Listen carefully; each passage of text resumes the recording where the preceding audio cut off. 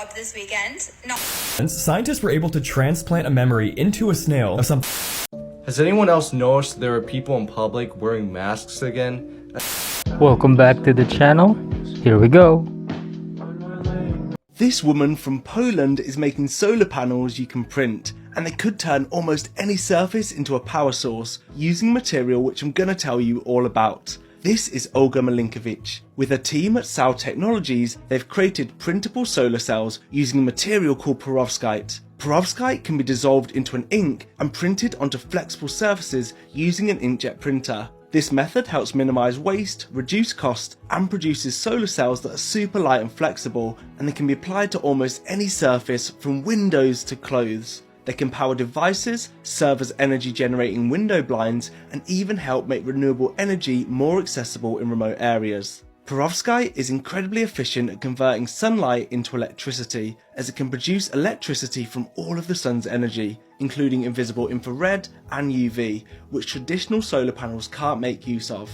Olga and her team have even been nominated for a European Inventor Award by the European Patent Office, who I'm thrilled to be supporting this year. Tap like if you'd love to use these, and if you want to find out more amazing ideas helping our planet, you can head over to the European Inventor Award 2024 here and vote for your favourite finalist in the popular prize too. The link is in my bio. Let me tell you some of the things that I don't do. I don't pay the U.S. income tax, but I want to emphasize for you government agents sitting out there, before you get your water hot now, I don't have any U.S. income. I avoid income like I avoid AIDS, herpes, and VD. People that have income have to pay an income tax, and I don't want to pay the income tax, so I avoid income. Now some guy comes up to me, I had an IRS agent do this one time, he said, in an audit, he said, well, if you don't have any income, how do you live? And I said, very well, thank you. And that's what I want to tell all of you, that before the income tax there was life in America. It's kind of like marriage. You know, I tell people I don't have a marriage license. That's another factor over here. And they look at me and they say, oh, naughty, naughty, naughty, you see. Because I do have a wife. And I try to point out that, you know, before Florida there was marriage, was there not? Now, how did those people conduct those marriages before the state of Florida was issuing those marriage licenses? So there must have been life and marriage and birth and death before the state of Florida got into the religious business of licensing marriage. Sometimes say to me, well, you don't have a marriage license, a birth certificate, a driver's license, you don't pay the income tax. You must be an anarchist, a fellow who doesn't obey any laws. Now that's not true. And oftentimes people have said of me, I am a tax protester. Now that's preposterous. I haven't been protesting any tax. I don't pay it. Why would I protest it? What relevance does it have? It's like a fellow, when was the last time you protested the Argentine income tax? Oh, you didn't do that. Well, of course not. It doesn't affect you. How many of you have been drafted into the Army? Is there anybody here? Nobody can be compelled into the Army against his will and over his objection. You men who just raised your hands aren't lying. I mean, you did receive a letter from somebody, didn't you? And it said, greetings, and you're commanded to appear at the Atlanta Induction Center at 9 a.m. on June 12, 1941 or something. Having been educated in the public education system, you knew that you had to go down and register for the draft because somebody told you that you had to. Now, you didn't go to the U.S. Code in Title 8 or in Title 18 and research the Draft Act of 1917, now did you? We're really afraid to find out what the penalty would be if you didn't show up. Now, that's what the real bottom line was.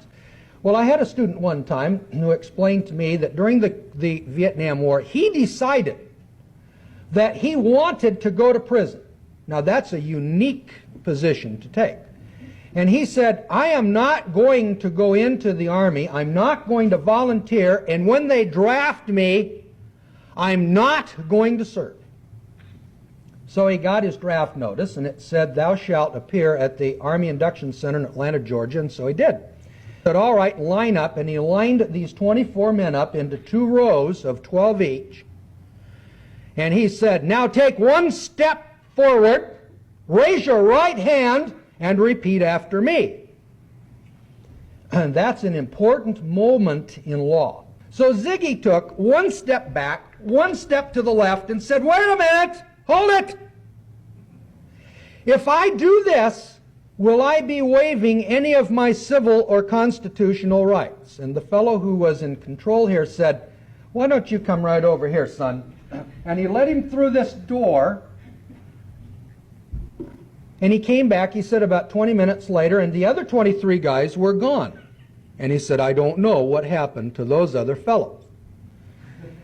And for the next 3 hours and 45 minutes, there was 4 or 5 of these fellows called sergeants and corporals and lieutenants and captains, and they threatened Ziggy. They said, "We're going to put you in the penitentiary. We are going to take you out in the alley." And he was able to withstand all of this intimidation, and at 15 minutes to 5, they gave him a one-way bus ticket back to Chattanooga, Tennessee.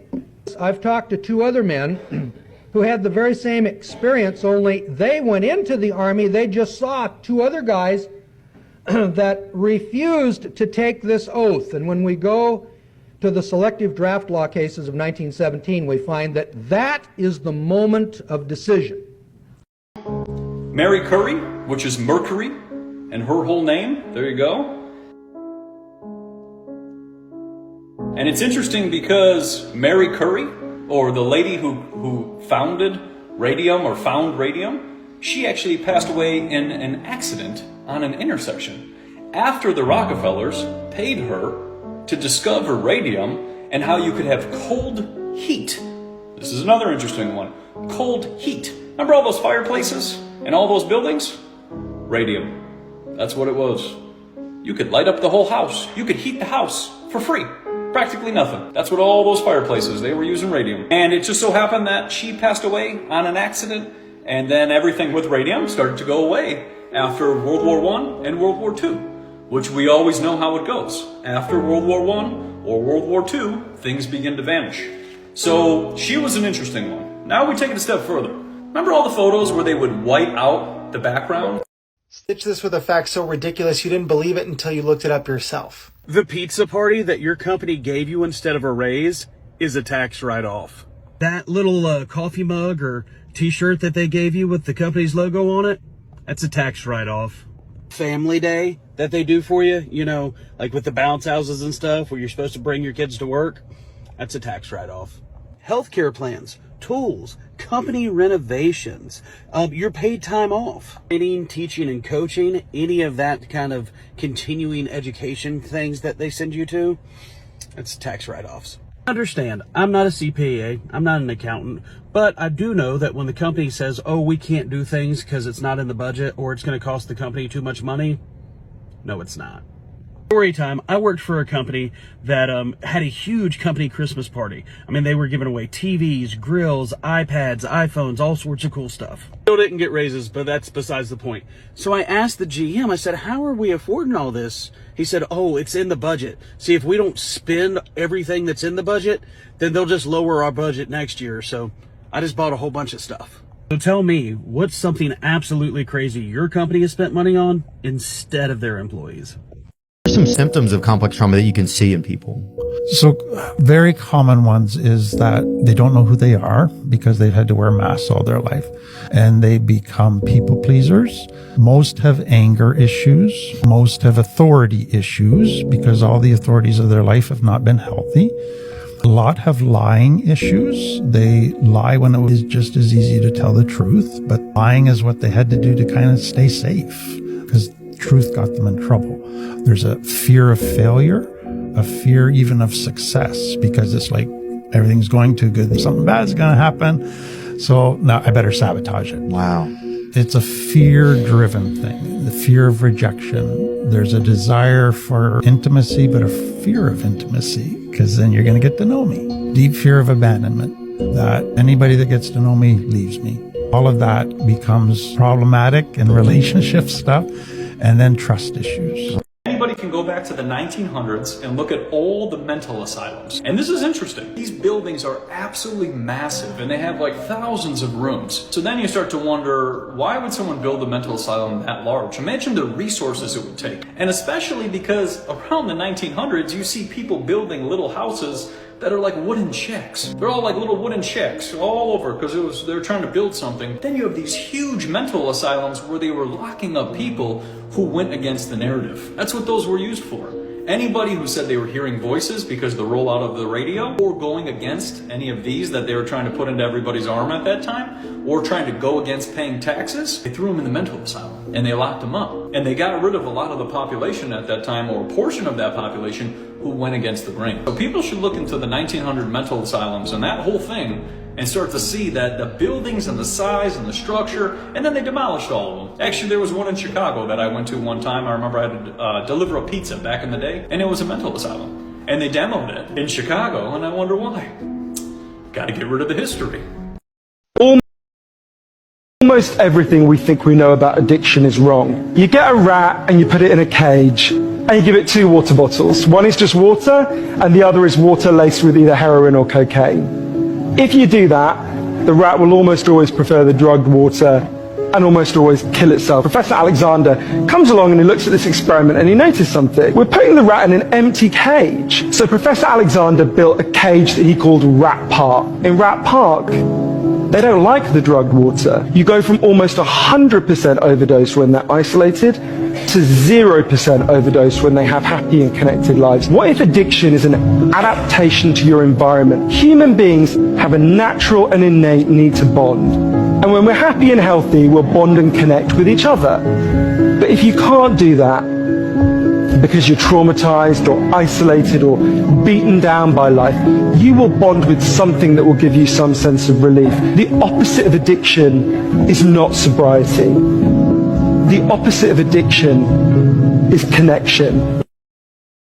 In what could be viewed as a terrifying turn of events, scientists were able to transplant a memory into a snail of something that never actually happened to it. One of the biggest mysteries of the human mind is what exactly is a memory? Is it just connections in our brain, or do they physically embed themselves into our bodies? I mean, the theory behind genetic memory is that memories, behavior, or knowledge can be passed down from one generation to the next through DNA. And we have research to support this. Children of individuals who have experienced significant trauma have shown altered stress responses and behavioral traits that could be linked to genetic memory. So what happened with the snails? Scientists began by training snails with a series of mild electrical shocks to their tails, priming their withdrawal reflex. After a while, even just tapping the snails with no shock caused them to contract for 50 seconds, where an untrained snail would contract for 1. They then took the RNA from the nervous system of the trained snails and injected it into the untrained snails. Even though these snails had not been trained with electrical shocks, after the RNA was injected, it caused them to exhibit the same behavior. The 1700s, there was a ship that was carrying a bunch of cargo that they were bringing across the Atlantic, and they encountered this giant storm and they started taking on water, and there's another ship like off in the distance, and so the one ship that was sinking, they raised the flags or whatever, basically saying like SOS. The other boat raised their flags like the seas are too rough to send the lifeboat, and then the captain on the boat thought about it for a second, and they had a barrel of fish oil, and what he did was he dumped the barrel of fish oil overboard, and it calmed the ocean around him enough to where this lifeboat could come and get them. And so this one guy that I saw did an experiment where he was at a lake, and it was very windy that day, and there's just like wave ripples and stuff. Yeah. He took a tablespoon of fish oil and just put it in the water, and for 50 plus yards you could see the waves just stop around this one area. So the oil basically keeps the water from waves forming because of the water tension. But that's crazy. It's heavier than the water, right? Is the idea? Yeah. Denser. Crazy. But it was crazy. 1 tablespoon went out like 50 yards. Yeah. That's crazy. It's weird. Apparently it was an old sailor trick to do. Wow. Water knowledge, dude. Stop the fish oil! If a full-time human job does not pay well enough to provide for a full-time human life, then the employer is acknowledging that that job is not worth the time it takes for a human being to do it. If a job requires a certain level of skill or qualification but does not pay well enough to pay back the loan required to get that qualification in the first place, then your employer is acknowledging that their job is not worth your time or expertise. Labor is a resource, and it's the resource that the common people own. When the cost of living goes up, then that resource is getting devalued relative to all other goods and services. You trade your time and energy in exchange for money to buy those goods and services. So if the price of things go up, it's not things that are getting more expensive. It's you that's getting cheaper. I saw this quote years ago, and as time goes on, it just keeps proving itself more and more true. It said, in each adversity, there's the seed of equivalent or greater benefit. I know a lot of people are saying that this event was staged, and I don't know either way. I'm not here to debate that. I just think it's crazy how much it portrays the principle. Like, not just this. This is another one that just went viral. So I got robbed this weekend. Not just me, but my small business, my small mental health company got robbed. Of course, that's awful. Nobody wants to be robbed, right? But look at this. I just want to say the biggest thank you for the love and support, and then also give you guys an update and answer some of your burning. So yeah, the robbery is terrible. I'm not denying that. But because of how it was handled, it's overall probably a profit for the business. And ever since I learned that principle, it's been like this for me too. Some shit will happen. You'll get punched in the gut. But however hard you just got punched, if you survived it, the seed is in there of equivalent or usually greater benefit. And the reason it's just a seed and it's not like the certainty is because it completely depends on the person it happens to. Just loosely keep this in mind the next time you get punched in the gut. And I'll think you'll find, as I have, you aren't defined by what happens to you. You're what you do next. Did this Illuminati game predict Trump's assassination attempt? As we all know, July 13th at approximately 6:11 p.m. Flip it for me. There we go. There was an attempt towards Trump's life. The Simpsons predicted his presidency and what looks like his demise as well. Although the producers said the pictures were fakes. Were they though? Life imitates art far more than art imitates life. Illuminati is a card game made by Steve Jackson Games, inspired by Robert Anton Wilson and Robert Shea's book, The Illuminatus Trilogy. The game has secret societies that fight for global control, using a mix of legal, illegal, and mystical tactics. It was created as a humorous and satirical take on conspiracy theories rather than a serious one. But some believe the game has the ability to predict major world events. The card making rounds is the Enough is Enough card.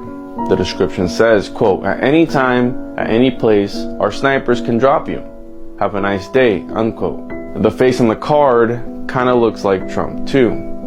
I mean, what do you think? On March 1st, 1990, the Secret Service did raid the offices of Steve Jackson Games in Texas. They confiscated hard drives and documents, some of which were about the game. Not that the Secret Service really has the best track record. It was proved at the turn of the century that the human body is almost 80%, 90% water, and it's also got electrolytes in it, which we know to be salt, potassium, different minerals. That means we're a salt battery. No different than the car battery, different than something like that. And there's a patent actually called the Cali patent, which I'll hold up here for the camera to see. And this patent actually was developed in 1897, and not much has been done with it because at that time everyone was afraid of electricity. In this case, Dr. Clark developed a product using a 9-volt battery. And I'll just show you in the back here. There it is, 9-volt battery. And this particular unit, you just snap on your wrist with 2 wristbands. We only have a minute. Yeah. You snap it on your wrist, just to prove that I'm a circuit. I push the little green light, and the thing is on. And if I put my hands together, you can hear that I'm a circuit, and I'm a closed circuit at this point. Now with Why do we get a sound when you put your hands together? Because I've closed the circuit. Now when I take my hands apart, obviously the electricity is now being able to flow through the body. The electricity can't go through the digestive tract, so in the digestive tract, to kill the microorganisms, the specific parasites, she's found the effectiveness of the black walnut, what the native Indians used for cleansing many years ago. The black walnut, in its green hull form, kills many of the microorganisms, and in conjunction with another product called wormwood and cloves, typical cloves that you would get at the store. These three in combination have the ability to go in and kill all the pathogens. Now, what's most interesting is the Mexican people have the lowest incidence of cancer anywhere on the planet. And the reason is they kill the ascaris with this particular product here, we all know to be the jalapeno pepper. And those seeds of the jalapeno pepper, only 10 or 15 seeds twice a day, have the ability to kill the ascaris, which she found to be a major cause of why the body loses oxygen at the tumor sites. And to kill that, you use the jalapeno seeds, and then you back that up with a little ozonated olive oil. How are you so certain that each time you have... We use scanning techniques and we do blood tests. You can tell if a tumor has shrunk or not. But I realized this kind of criticism would come along, and that's why I saved 50 sets of x-rays before and after and all the blood tests, and that's what I published in the last book. Now this is where you really... BlackRock, the investment firm, has a podcast giving out financial advice? Yes. And that's not market manipulation. They are helping people? And Congress is allowed to trade stocks in the industries that they regulate? Yes. But that's not insider trading. That's a free market. Martha Stewart went to prison for acting on non-public information. Ooh, she insider traded. But what oversight committees do behind closed doors is not non-public information? No, because it will eventually become public. DuPont polluted every square inch of the Earth's crust with PFAS. They didn't know. They knew. They knew. If I were to lick a tub of ice cream and put it back on the shelf, that's a felony, and I'm probably facing jail time. It's a felony? But companies just get fined. You can't put a company in jail. Companies are legally defined as people. Yes, to protect them. Protections that people don't get. People aren't companies, silly. Make it make sense. Something fascinating happened earlier today that you might not have heard of. Due to a clerical error, there was a 10-minute window where Berkshire Hathaway, the company that makes Warren Buffett the 6th richest man on the Forbes Top 200 list, lost 99% of its valuation. Which means that for 10 minutes, Warren Buffett himself lost 99% of his wealth. Think of how much you would lose if you lost 99% of your money. If you have $100, you now have 1. If you have $1,000, you now have 10.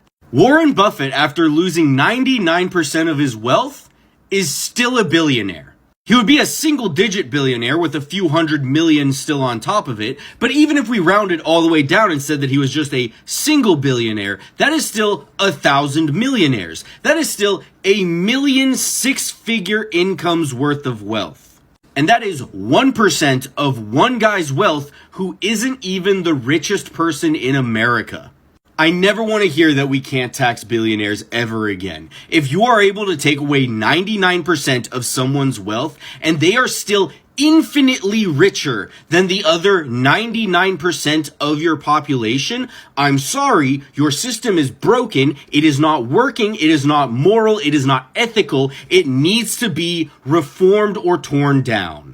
Does anyone else find it a little alarming how many phrases emerged from Americans mocking other languages? Like the expression no can do used to be an actual phrase in Chinese Pidgin English used by immigrants who were word for word translating a similar Mandarin phrase. Then Americans started saying it as a joke to make fun of how immigrants talk, which kind of caught on while everybody else forgot where it came from. The exact same thing actually happened with the phrase long time no see. All the earliest recorded usages are of white people either making fun of how Chinese people talk or of how Native Americans talk. And let's not forget gung-ho, which comes from an abbreviation of a Chinese phrase meaning cooperative industry, but that was misunderstood to mean teamwork, and then it was parodied and used ironically until it eventually came to mean overly enthusiastic. And this happens because everybody finds it funny to occasionally use foreign words, which is totally okay. It's funny when the Terminator says hasta la vista baby, or when you jokingly say adios or sayonara to your friends. I'm here in Taiwan right now and people say bye-bye when they're saying goodbye to their friends in Mandarin because it's cute and funny. But in examples like no can do and long time no see, those jokes were targeted against other groups of people and perpetuated negative reductive stereotypes about how they talk, and that can be harmful to these communities.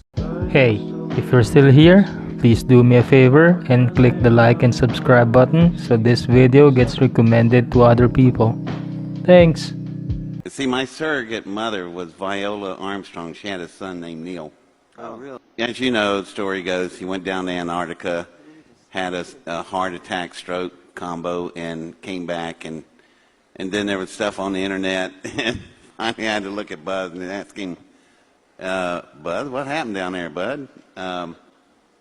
Buzz did say one thing, and it just stuck in my head. It's the way he said it. He just said, we thought out things we shouldn't. And if Buzz saw something, I don't know what it was, but it was enough to give the man a heart attack.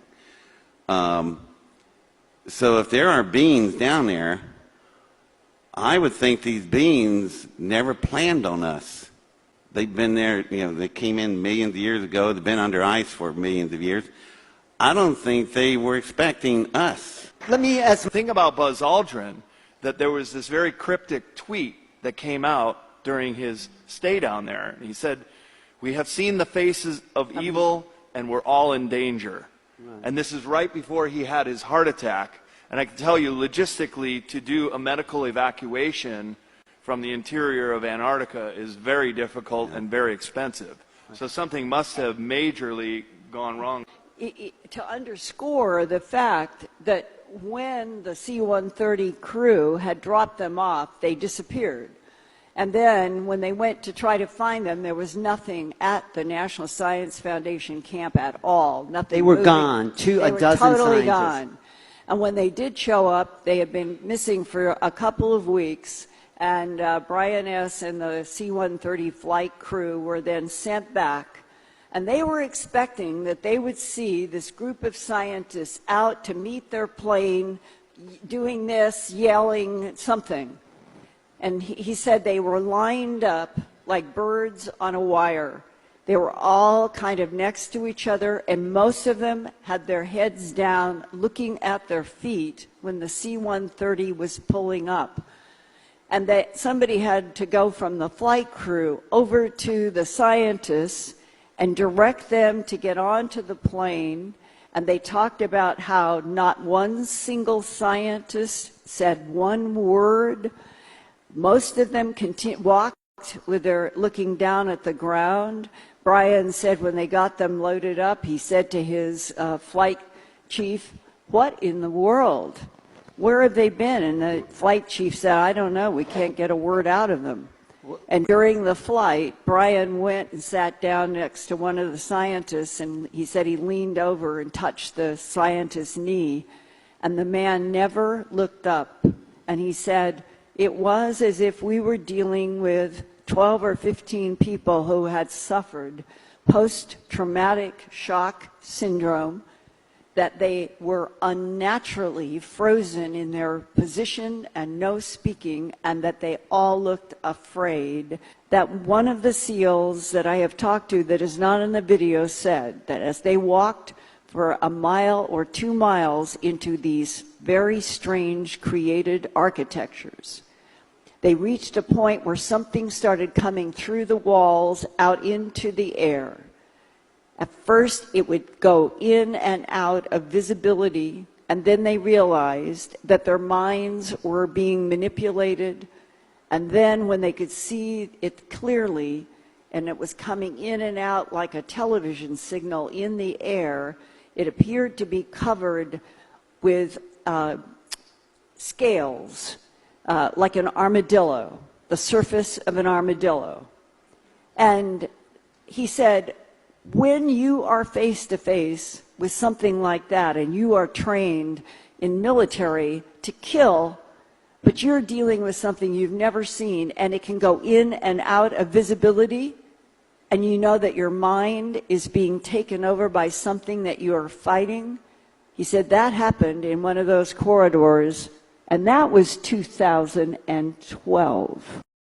They said, I was talking to my wife about needing a new mattress in our bedroom. And the next day, they're getting advertising for mattresses, which means the camera or the phone was listening to them in their bedroom, with all the follow-on conclusions to be drawn from that. Yeah, given what happens in healthy bedrooms, so what happens to those recordings? Well, we've been doing a study following our device, a Google Mobile Services phone, any Android running Google Mobile Services, which is all of them, or an iPhone, and at about 3 a.m., we're seeing a spike of data leaving the phone, about 50 megabytes. That is basically that phone dialing home to the mothership, exporting all of your goings on. All your pillow talk is going to Pillow talk, whatever. Right. So Zuckerberg paid $20 billion for WhatsApp. Why? Because every message, call, video, picture, voice note, everything that goes through there, they say, well, it's end-to-end encrypted. Yeah, it's end-to-end until it passes through their server, where it's sliced and diced and analyzed and used to sell advertising to that customer. If you're not paying for something, you're not the customer, you are the product. So if you want to get, well, I think people right now are used to Mark Zuckerberg listening from their nightstand every night, because that's effectively what your phone. So why isn't he like the creepiest person in world history if he's listening to what's going on in your bedroom? Because they're able, as big tech, to shape that message. That's the frightening thing about the power of big tech and their ability to influence what you watch, what you think about candidates. If you search something, how they score those rankings. It is shocking. We have an antitrust problem here in America, vastly worse than in the late 1800s, early 1900s, with oil and railways and steel and all the rest. This is more important.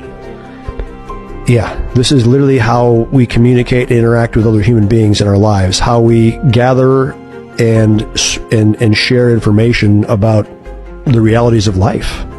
This is the Amazon basin. It is nearly as big as the lower 48 states. You can fly across it for 5 hours and see that it's still almost entirely forested. And yet you get the propaganda because hardly anybody goes there or hardly anybody flies over it. So they get away with it in the news that it's all being destroyed.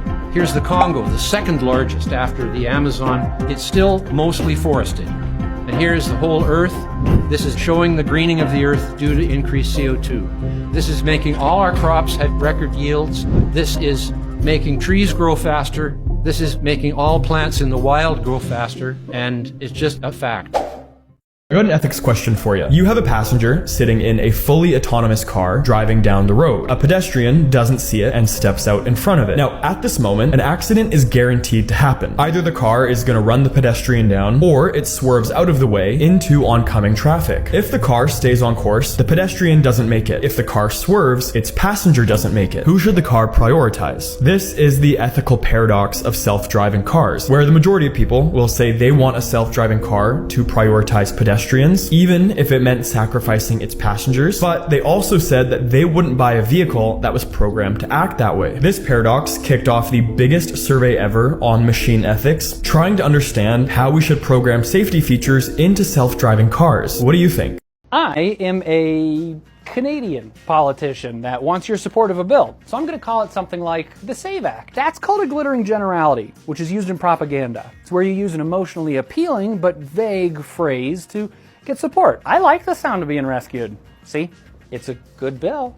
Is this the one where you're requiring everybody, even people that are already registered, to specifically send in a passport or birth certificate if they want to vote? Maybe. 58% of adults don't have passports, and almost 13 million of us don't have birth certificates. Yeah, you should probably get those ordered. It takes 6 months to get a passport. Well, we are protecting your right to vote by preventing millions of people from voting. No. I'm glad that's not happening in America, because our election's in 5 months. Well, actually, it is. That's Speaker of the House Mike Johnson. I'm not Canadian. And the House just passes.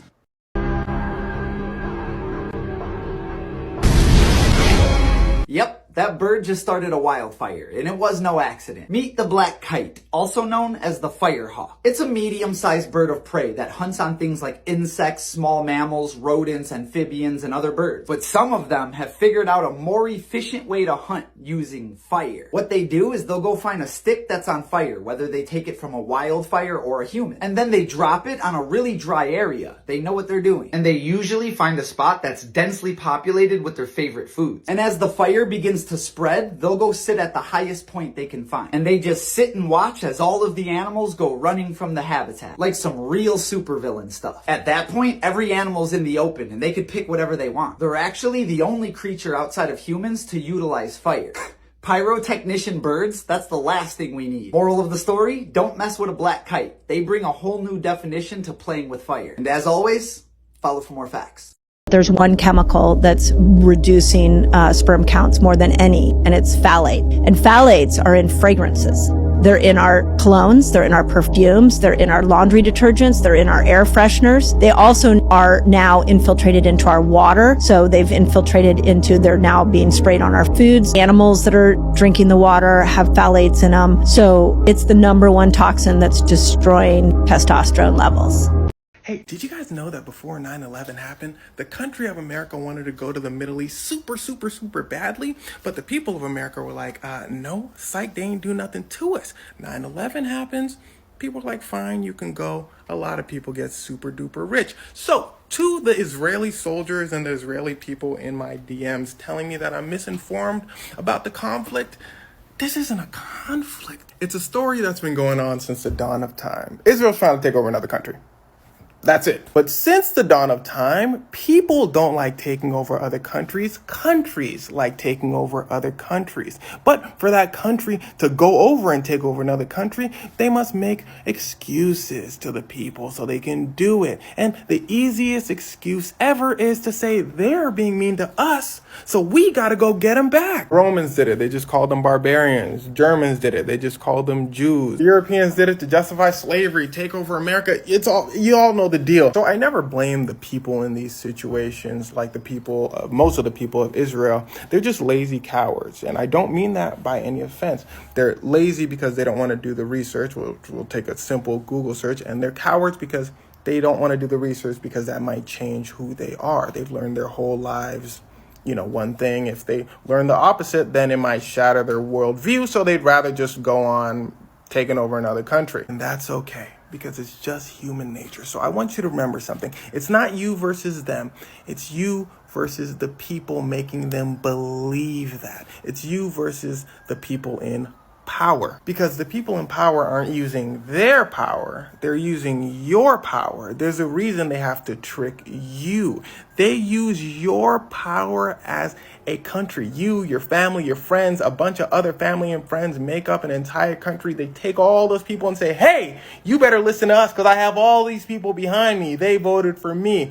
So when they stop making your best interest a reality, that's when you gotta start getting angry, which you're doing now. So great job. So the answer to this whole game is just to realize how much power you have and how you always have a choice. Keep blocking those celebrities that don't talk about the whole Israel-Palestine thing. Why? Because you have the choice to do so. Because you feel like it. Vote for whoever you feel like voting for. Not because you think everyone has to vote for a certain person. No, I'm not voting for Biden.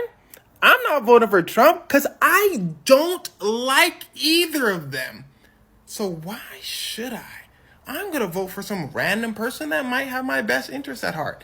If none of them do, then I will omit my vote. Screw you. Color code of food. It's God's original barcode that allows you to become your own nutritionist when it comes to figuring out what you need at that time. Food that is red, that's for your vitality and your energy. The orange food, whether it's oranges, squash, this is for the boosting of your immunity. Green is for your digestive system and detoxing you. The purple, the blue, this is relaxation. This is what antioxidant kills the free radicals. The yellow is good for your brain. Yeah. So whatever feeling you have, right, they are your internal guidance system to let you know something is off balance in you. So if you know the color coding of food, you don't have to know how to read all through the paragraphs of stuff that's on the back. Matter of fact, if it got a paragraph, it's not food. Matter of fact, if it got a barcode, it's not food. Wow. It's really an industrialized commodity posing as food. It's good tasting plastic, but it's not real food. Right. In 1999, the movie The Matrix became very popular, and the discussion of the simulation theory became something very present in everyone's life. And little by little, people started catching on camera things that we simply can't explain and coining it as a glitch in the Matrix. And right now, we're going to be taking a look at some of the videos that may actually prove that we're living in a simulation. Are you ready? Let's take a look. Хорошо, конечно, то в такое раннее утро вставать. Всем высыпаться надо. In this particular video, a person notices something odd. When he turns off his living room lights, it's as if it turns from day to night. Strange, isn't it? But it gets even stranger in this next video posted by Madeline V8 in Mexico. Check this out. Una falla en la Matrix, porque estoy viendo dos lunas en el cielo. ¿Alguien me explica? Y no es el sol. Son a las 5 de la tarde y son a las 5 de la tarde y el sol ya bajó del otro lado. Ya se está ocultando. Estoy loca. In this next video, a bunch of dogs seem to get scared by another dog, but for the most unexplained reason ever. One beautiful afternoon, Lawrence Sky arrived home in a very silent way, and he actually caught his dog acting like a human.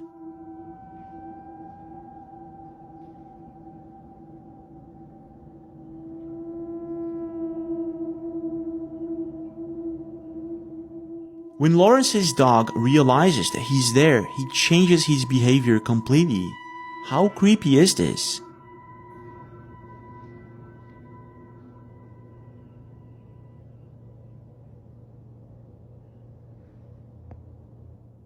Could it be some sort of glitch in the simulation, or is it something else entirely?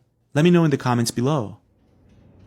A 24-year-old influencer from Cyprus ran as an independent and has managed to emerge as the most voted candidate in the country ever. I was like, don't do it. I will stop working with you if you do it. I encouraged him, asked him to stop. The whole family didn't receive it very well, but I didn't care, obviously. In Cyprus, it became popular during that time that every child had to persuade their parents and the adults around them to vote for Fidias. On the day of the election, the number of voters that were willing to vote for Fidias had increased drastically. He managed to achieve something that never happened in Cyprus. Guy just got elected into European Parliament. Oh, this is great! And now, ladies and gentlemen, I am a politician. Guys, are we living in a simulation? Well, if not, explain this video by David Shane to me. Guys, check it out. So, I have found that when I do super long exposures on any bright, really bright star or planet, it reveals this grid pattern. So I think what's happening is this scope is so powerful and it's got such a fast focal ratio that when I do these long exposures on these really bright stars, it reveals some sort of a grid pattern. This is obviously from the firmament. Yeah, that's pretty weird, a grid pattern in the firmament. What's even weirder is I recognize that grid pattern. Check this out.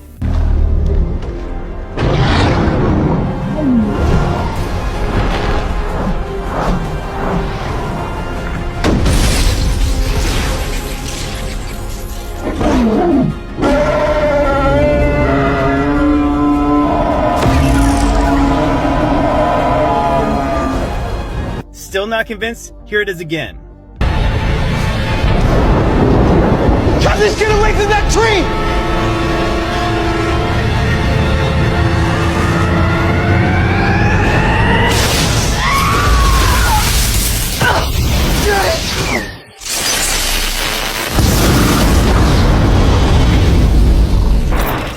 So guys, what is that? Are we living in the Truman Show? Is this the Matrix? Guys, I'm at a loss for words. What do you guys think? Let me know in the comments. It took me 13 years to realize this crazy, tangled connection. So we all grew up with Tangled. But didn't you ever realize something odd about this movie? In Tangled, we learned that a cosmic event created a single drop of sunlight, which fell from the heavens and grew the golden flower. And here it gets weird. When Hercules was abducted as a small child, the same thing happened. He himself is even sometimes being referred to as the sun. If you play these two scenes next to each other, they are almost exactly the same scene. So the theory is that Mother Gothel is actually Meg from Hercules. How would Mother Gothel know what to sing to the magical flower if she didn't know it was created by Hercules? And there is more. Both characters use the saying, "Ya big lug."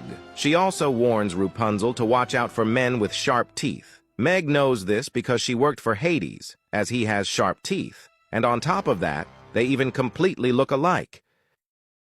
This camel beauty competition has a $66 million prize pool, so people have done some highly questionable things to ensure their camel wins. Camels are big business in Saudi Arabia. An estimated 1.5 million of them have microchips so they can be tracked if stolen because they can be sold for millions. There's also a yearly competition to find the most beautiful camel, but in 2021, judges had to implement advanced technology to crack down on Botox. Key attributes to a beautiful camel include long, droopy lips, a big nose, and a shapely hump. And when the crackdown began, judges found 147 cases of camel tampering, which included Botox injections in their lips, nose, and jaws. That year, 43 contestants were disqualified and fined $27,000 for each camel that was tampered with.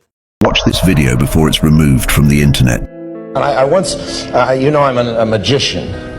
And I got interested in mind reading and fortune telling, fake fortune telling, And I got to know a lot of old fakes who had retired as millionaires, And they told me their secrets, how you do it. There are things that are called cold readings. Cold reading is you warm up the sucker by telling him things that he says, how could he ever know that, you see? You say, between the ages of 13 and 15, you had a great change came in your life. But that happens in everybody's life.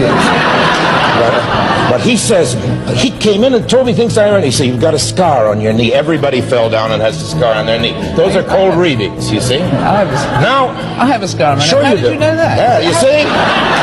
Just something bigger than myself. Well, now, the point about this is that after they're warmed up, they're amazed by this knee bit and the rest of it. They start telling you. Because you just say, is it and you see from their face it is or it isn't. And then you tell it back and they say, how did he do it, you see? So I was bored. I was playing in Kansas City with Catherine Cornell one time. And we didn't have any matinee on Wednesday. So I hired a room and put Dr. Swami fortune teller, $2 readings. And for the whole day they came in and each one, because I felt guilty about it at the end, I said, I'm not going to take your money. Because I couldn't have really taken it. For a whole day I was a fortune teller, faking. But then there began to happen to me the thing that does happen to fortune tellers, and which is the occupational disease of fraudulence, fortune tellers. And they have a name for it. It's called becoming a shut-eye. And a shut-eye in the argot of these crooks is the fellow who begins to believe himself. You see, and you make these wild guesses. One of them explained to me, he says, supposing you're a night clerk in a hotel, and when you get the job, first of all, a fellow comes in, wants a single room, you look at how good his luggage is, how good are his shoes, and you tell him there's a room in the court, there's no room, or yes, sir, depending on various pieces of evidence. He says, you've been a night clerk long enough, you glance, and you tell it. You've been a night clerk a little longer, and you don't have to look. You've seen it, but the computer in here has made all of those deductions without you being conscious of it. So the mind reader gets so that he, without thinking, does that, and then they say it's true. And a woman came in to me at the end of my career as a fraudulent fortune teller in a bright print dress, sat down, looking perfectly all right, and I said, you've lost your husband last week. And she burst into tears. She had. And then I quit. That was terrible. Yes, it's one of those things. Undoubtedly, it's not psychic. Undoubtedly, there was evidence of a tragedy. There was all kinds of things that went into the computer and got processed without me crookedly thinking what I'm going to say to her. And that's how it works, I think. That's fascinating. And you get sort of 5 spooky premonitions a year. Like that, and then, yes, I do. And I'm sure they're all spooky like that in some kind of funny way. I suppose I looked at Una and said, she's just, Una is exactly the girl that would be happy with Charlie, I suppose. And instead of thinking, maybe you'll meet him, what did I lose? I said, you're going to marry him. And she did. The herder's jump, or brinco canario, is a traditional skill from the Canary Islands developed by the indigenous Guanches tribe to navigate difficult landscapes. The technique involves using a long stick called a vara to jump over rocky terrain or narrow gaps. The length of these sticks varies between 2 to 4 meters depending on the terrain.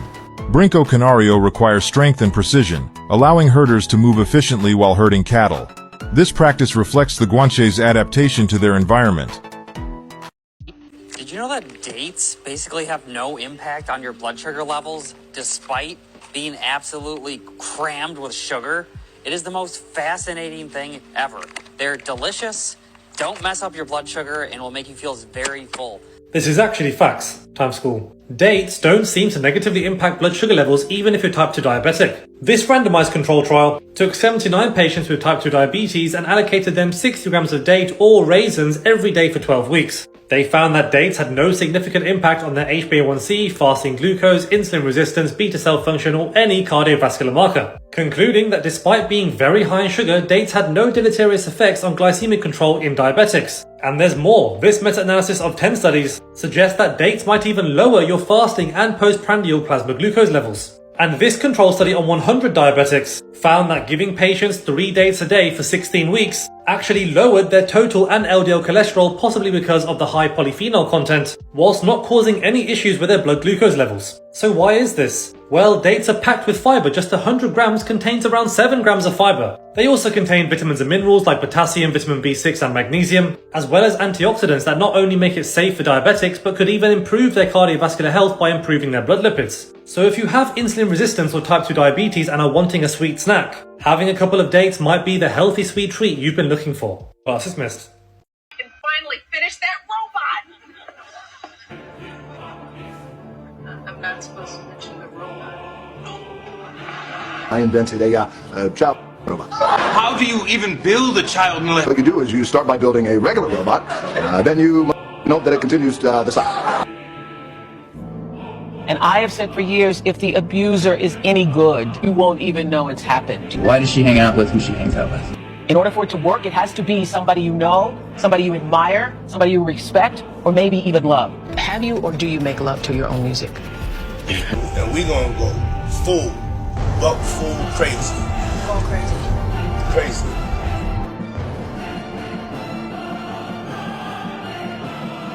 Tell you what, take this toy helicopter, put it down his pants.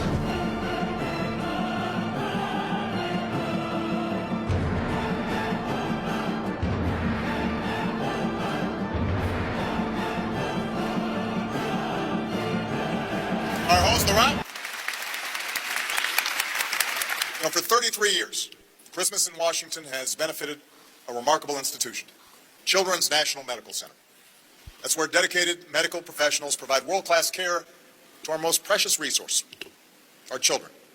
The most precious resource, our children. They have to prove you're a person. Now, how do you prove you're a person, you admit it. What is a person? A person is no good thing. It's not a citizen. They can't prove I'm a person.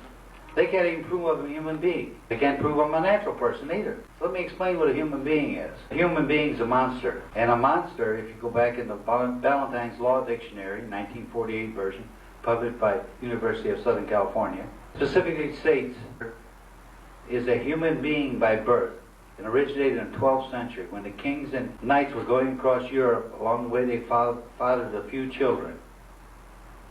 And to keep those children from inheriting the sovereignty and the thrones, they called them human beings, being like a human. But they do not have the right to hold sovereignty.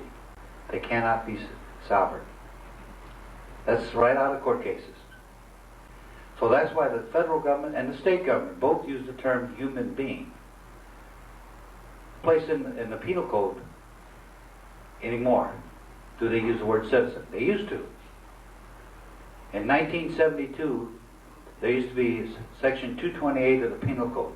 It said any citizen who fights a duel cannot vote or hold public office. Section 232 said any person who fights a duel cannot vote or hold public office and has to go to jail for a year, making a legal distinction between a citizen and a person. That's in the penal code. So understanding the difference between person and citizen. How do you bring this to the court's attention? Very simply, you file a judicial notice. You can file as many as 30 judicial notices into court and make the court argue those judicial notices. File a court that I'm not a slave. Judicial notice that I'm not a slave. File a judicial notice I'm not a person. File a judicial notice I'm not a human being. File a judicial notice that I have no contracts. file a judicial notice, write this down, everybody, new people. Nisi Prius Court. All courts in this land are Nisi Prius courts, contract courts, revenue courts. And you have to give the court notice that they are Nisi Prius court, and they can't move forward until they prove that you have the contract and produce a contract. You can do that. We've had judges accept it. We had a judge in Santa Barbara said, yes, we're in Nisi Prius court. But my buddy, he didn't. Then the judge went on to the next judicial notice, and he didn't stop. Remember? But he had the court. He should have stopped right there, proved the contract. No matter what you do, if you do it right, non-assumption, file judicial notice, non-assumption. Non-assumption means no contract. We do everything by judicial notice as a motion to dismiss. You can file as many motions to dismiss as you want. Quorum nobis. You can do quorum nobis up from now till the end of time. Every time the judge does a mistake, you think is a mistake, do a writ of certiorari on him. There's many different ways to keep the ball in your court and make them start proving everything. That's the key element to make the other side prove every single element. Officer, would you, under penalty of perjury, will you tell me what you saw? Well, I saw this motor vehicle. Objection. Define what motor vehicle is, according to law. Since you saw it, that's only hearsay what you saw. Let's define it according to the law. What is it? Well, I was told that everything four wheels is a motor vehicle. That's not what the court said. What does the court say a motor vehicle is? What's the case name, Steve? Geico. Geico Insurance versus Carrier's insurance. Carrier Insurance. The vehicle means commercial, according to the California bill. So he's got to prove you're involved in commercial activity. Officer, was I involved in any commercial activity the time you stopped me? No. Was I driving a tractor, trailer rig, or anything, bus or anything? No. You weren't involved in anything commercial that I know of. Thank you, officer. Next question. Officer, did you go to the police academy? Yes, I did. How long was your police academy? 6 months. Did they teach you the laws that you were enforcing? Yes, they did. Do you think you're an expert in enforcing those laws that you were taught to enforce? Yeah, I know the laws I'm supposed to enforce. Thank you. Now you got it. Tell me why I read about fashion every day, but I've never seen this until now. Let me tell you something. These are not runway pieces. This is the Mongolian Olympic uniform. Tell me what motivated Michael Amazonka and the whole of Mongolian Olympic team to pop off that hard. Tell me what motivated that, because I need to learn that sorcery. Individually, it's nothing new, nothing we've never seen before, but combined together, what is going on? They just won. They just won the Olympics before it even started.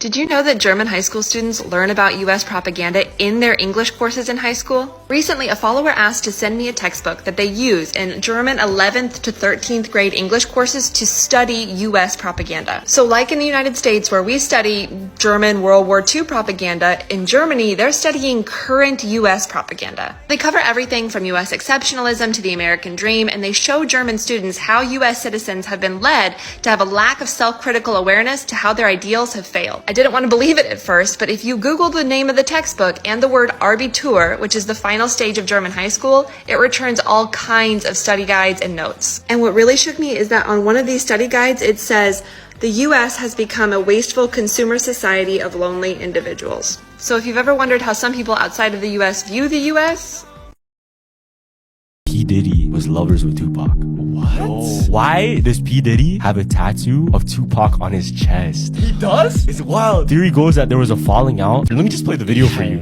The love triangle. A tattoo of Tupac's skull over his heart. All the people in the industry know at one time Pac and Puff was like this. Crazy. Puff had an obsession with him for whatever reason it was. Puff and Tupac was like a couple, seemed like crazy. Whatever they may have ball swingers, it came to the point where him and Pac wasn't cool no more at all. Here's Combs and Tupac at Sean Combs' birthday party. A Diddy party. This is the last time the two would be seen in public together. Something happened between them that night that ended their relationship. Nah. Did Tupac break up with Diddy on Diddy's birthday? Well, less than a month later, Tupac would be shot by his associate.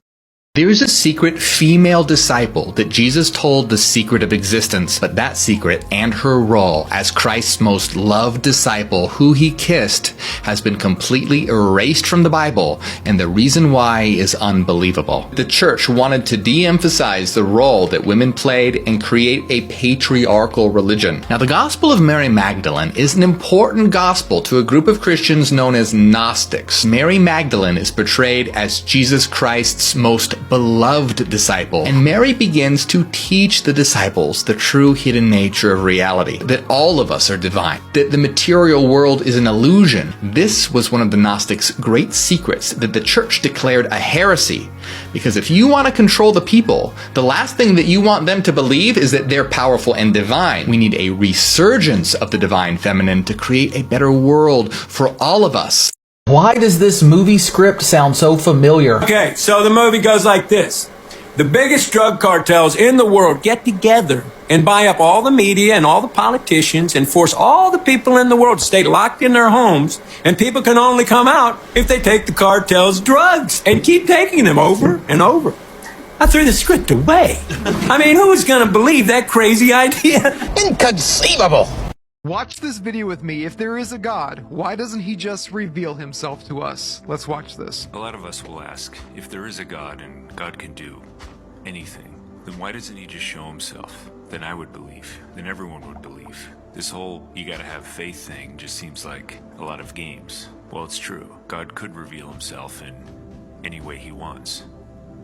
So the question is, what would be the best way to do it? But before we can answer that, we have to ask, why would God want to reveal himself to us in the first place? And I think the answer is simple. Think about it. Even if you were a God and you created people, why would you want to reveal yourself to them? Would it be just so that they would believe in you, or so they could know you, have a relationship, and open up some sort of connection between you and them? So then the question is, if there is a God, what would be the best way to reveal himself so that you and I could know him? Well, how would you do it? You could just pull back the curtain and reveal yourself as is. I don't think we'd be quite ready for that here. And I don't think I could relate to a being that's so far beyond me in every single way. You could cause all kinds of cosmic signs and wonders, like, I don't know, big cosmic signs and wonders. And these would probably work for a little while, but let's be honest, people are fickle. And after the 20th or 30th cosmic wonder, we'd be like, oh good, the sun disappeared again, as I'm driving to work in the dark again. And there's nothing personal about some cold cosmic force. You could come up with a way to reveal yourself to every single person who ever walked the face of the earth individually.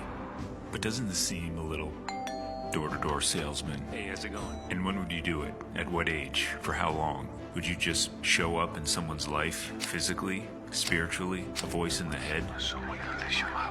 And just for clarity and continuity, if you're going to reveal yourself, doesn't it make more sense just to do it once and for everybody, rather than billions and billions and billions of times? I'm sure you could very easily just make everyone know you by infusing yourself into their brains, which means no freedom for us. But you can't force a relationship. Who does that? I mean, would you rather your spouse choose you out of their own, I don't know, free choice, or because you somehow altered their mind and will? Or you could just become one of them. Cross over to their time and space, their history, and take on all those little things that make us human.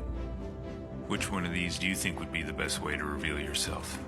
And if you do become one of them, you could go as anyone you want. A king, a political ruler, a powerful CEO, a superhuman, someone born in that thing you feed your animals out of. I don't know about you, but I know which one I'm following. But is that enough? I mean, you can't just show up in history and start telling everyone you're God. Hey, I'm God. People would either think you're out of your mind crazy or just 100%. You'd need something else. What if you pre-announced that you were coming? You could inspire a bunch of different writers from different times and different places, all to write about you long before your foot ever hit the ground. In fact, you'd be the only human being in the history of the world ever to be pre-announced. But is that enough? I mean, obviously everything you said and did would be absolute but we don't always get it. We like signs and wonders to confirm things. So maybe you could do some kind of great signs and wonders to confirm things.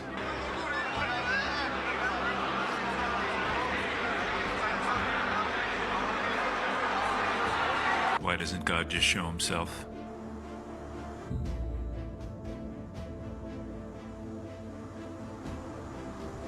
Now I know some of you are thinking, yeah, but that was 2,000 years ago. I wasn't there. Do you think God is bound by space and time? Do you think your mind and your soul is bound by space and time? And I know some of you may not believe in any of this, and that's your choice. But what if there's a chance that God walked on the face of this earth as a human being?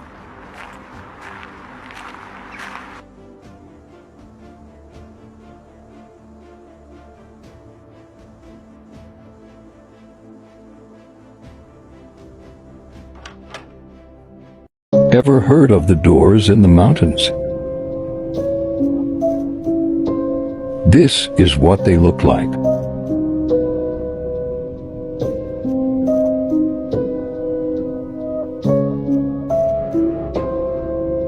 They say giants live there, even mythical creatures like Bigfoot.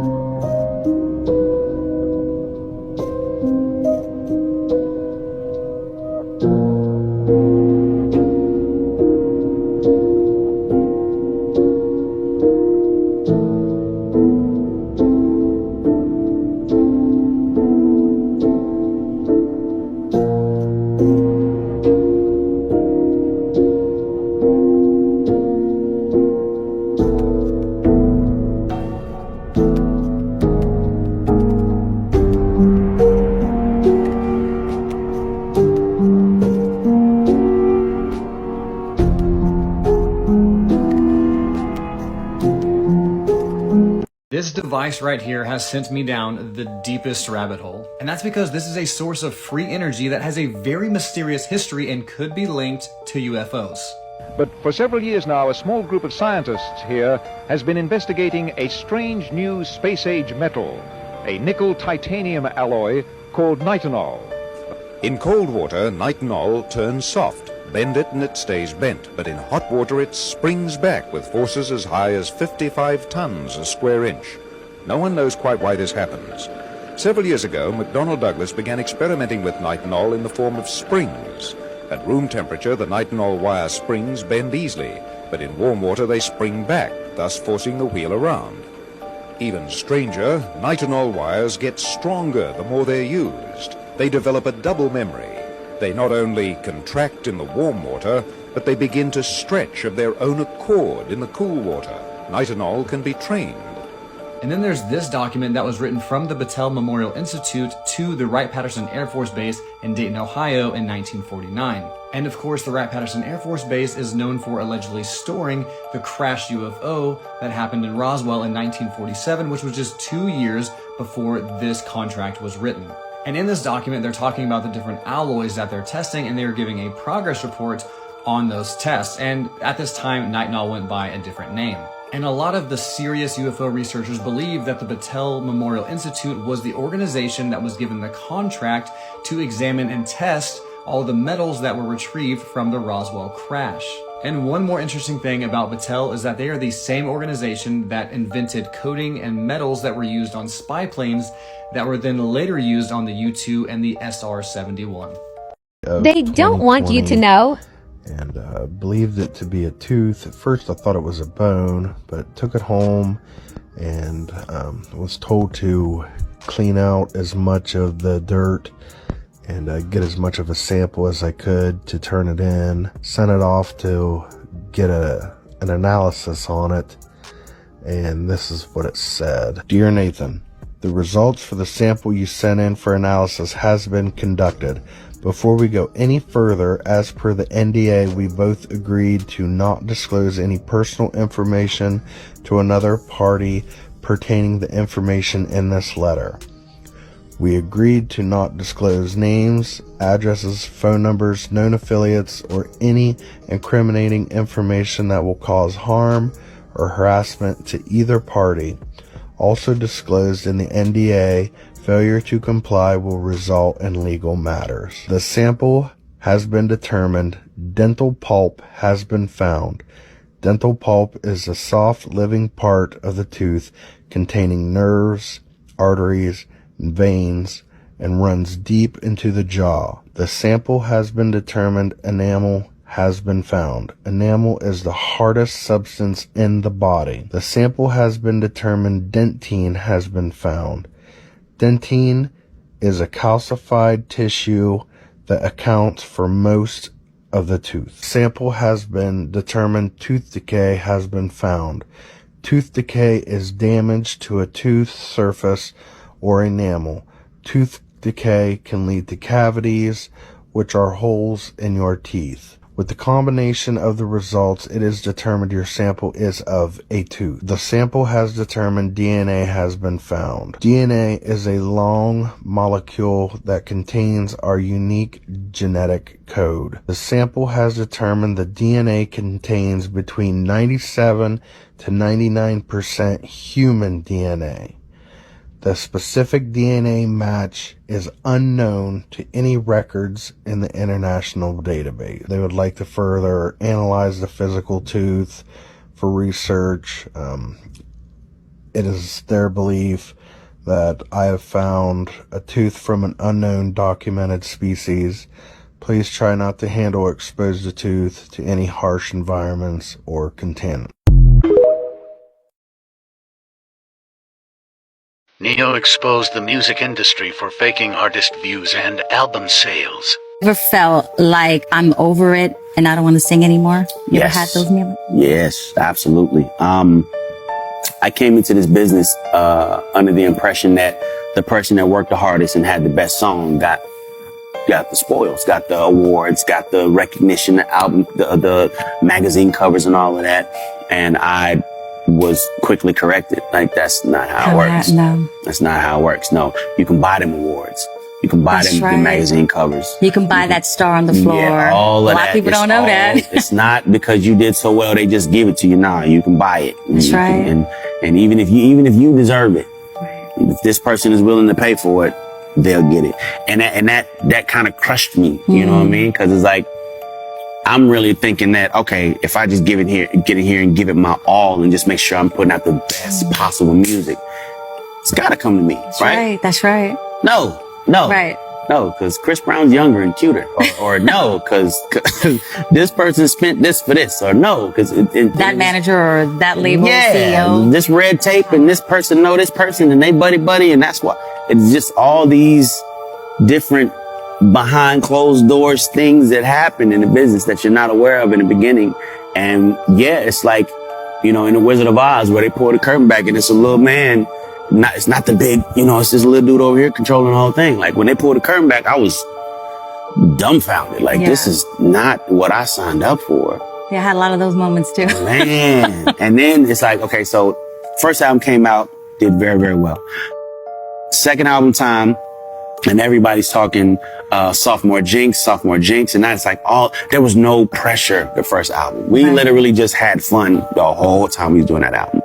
Second album, I'm getting gray hair. I'm like, stressed out. Cause they're like, all right, first one did 370. The second one got to do at least double that. Oh, you got to do it. We got to get the rhythmic record. We got to get the all format record. I'm like, what the hell does all format even mean? I don't even know what that is. I'm just in there making songs.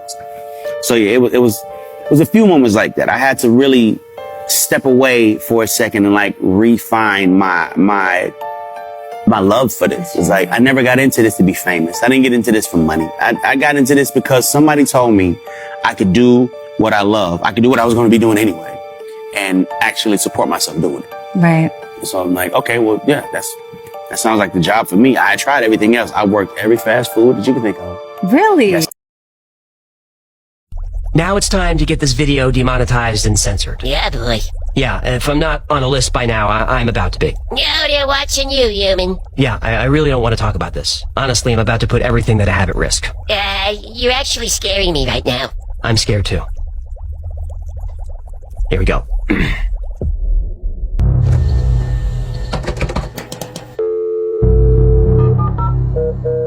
Welcome. Like the steam engine which sparked the Industrial Revolution of the late 1700s, the internet is changing everything it touches. And at the cutting edge of the revolution is Wall Street. So we're now 6 3/4 points above fair value. The early 1990s was the beginning of the tech boom. Internet startups were getting millions in investments. And they had access to vast resources and vast amounts of data, personal data. The intelligence community wanted to gather this data to create a digital fingerprint of everyone using the internet.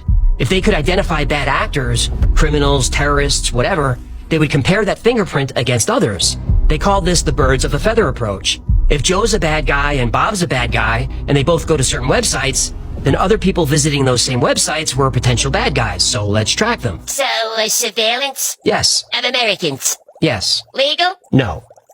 Well, officially illegal as of 2010. But the law was murky in the 1990s. And for the intelligence community, murky means opportunity. Still, the intelligence agencies didn't have the ability to manage all this data. But they knew people were out there working on it, and they were all looking for funding. But if you're the NSA or CIA or DARPA, you can't drop by an internet startup and ask them to build you an illegal digital surveillance program. Yeah, it's kind of a bad look. It is. But it also gives away the game. Surveillance is only valuable if the target doesn't know they're being watched. So this technology would need to be funded privately and quietly. So in 1994, the Highlands Forum was founded. Ever hear of the Highlands Forum? You probably haven't. And they like it that way. The Highlands Forum, or Highlands Group, was formed as a think tank, a bridge between technology companies and the Pentagon. The Highlands Forum is an invitation-only group of government officials, academics, and executives from tech and defense companies. Their discussions are private and off the record, operating under the Chatham House rule, meaning members can disclose information from the meetings as long as it doesn't harm anybody, but they can never reveal who said it. Not ever. Although hardly anyone knows about the Highlands Forum, the group is highly influential on U.S. defense policy, especially regarding technology. And they're a private organization. No auditing, no oversight, no Freedom of Information Act requirements. They're a black box. The perfect conduit for transactions you want to keep off the books. So, tech is booming, data is flowing, and we've got our think tank to connect us with the people capturing the data. Now we need the money to fund them. That same year, the Massive Digital Data Systems, or MDDS program was launched. MDDS would fund scientists, researchers, and companies who worked with big data sets. The Highlands Forum would help identify, facilitate, and coordinate these transactions. To keep these transactions private and secret, the MDDS moved money through unclassified mainstream agencies like the National Science Foundation. Computer scientists were getting millions in grants from the NSF, totally normal. They didn't know who was really behind the money. And MDDS was highly compartmentalized. It had tons of projects and departments. Nobody knew what anyone else was doing or who was even in charge. And this was by design. But the overall program was managed by the CIA, NSA, and DARPA. So, we've got black budget money flowing through the NSF. And we've got our private organization, the Highlands Forum, looking for opportunities. So the word goes out to researchers in academia. If you can handle big data, we'll give you big money. Then, a promising project emerged. 2 Stanford graduate students working on a search engine made a breakthrough. If I was the devil, my first victim would be the kids. From the moment they left their mother's precious wombs and were born, I would condition them to see racial division as a norm. And I wouldn't stop till I've stripped their innocence, divide and conquer. It's the oldest trick in the book of Genesis. And see, as they grew up, I would continue my infiltration. For 12 years, I would steal their hearts and minds from them and call it education. If I was the devil, my next victim will be women. I'd make old, out-of-touch men control women's bodies and rights. What better way to curse God than to disrespect the very bringers of life? Speaking of God, if I was the devil when it comes to religion, I put my plan together perfectly. I'd allow you to worship Jesus every Sunday, and on the other 6 days, I'd make you worship me. In the form of money, fame, lust, and greed, to my religion, I wouldn't need to convert you. Basically, if I was the devil, I'd keep doing what I'm doing. God is my witness. I already control your systems. Don't try to fight against this.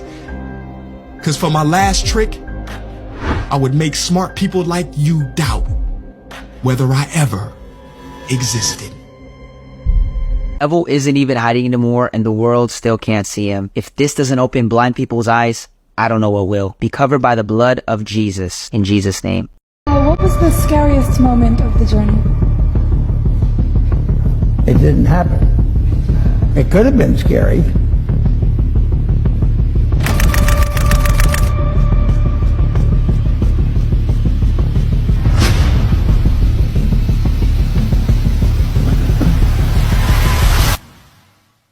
Good afternoon, Commissioners.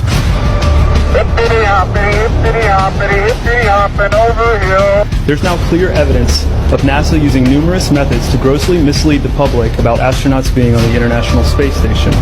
During interior ISS scenes from NASA's own live feed, the use of wires, harnesses, green screens, and virtual reality have been detected to achieve the appearance of a weightless environment. Examples of this include astronauts fading in and out of the screen,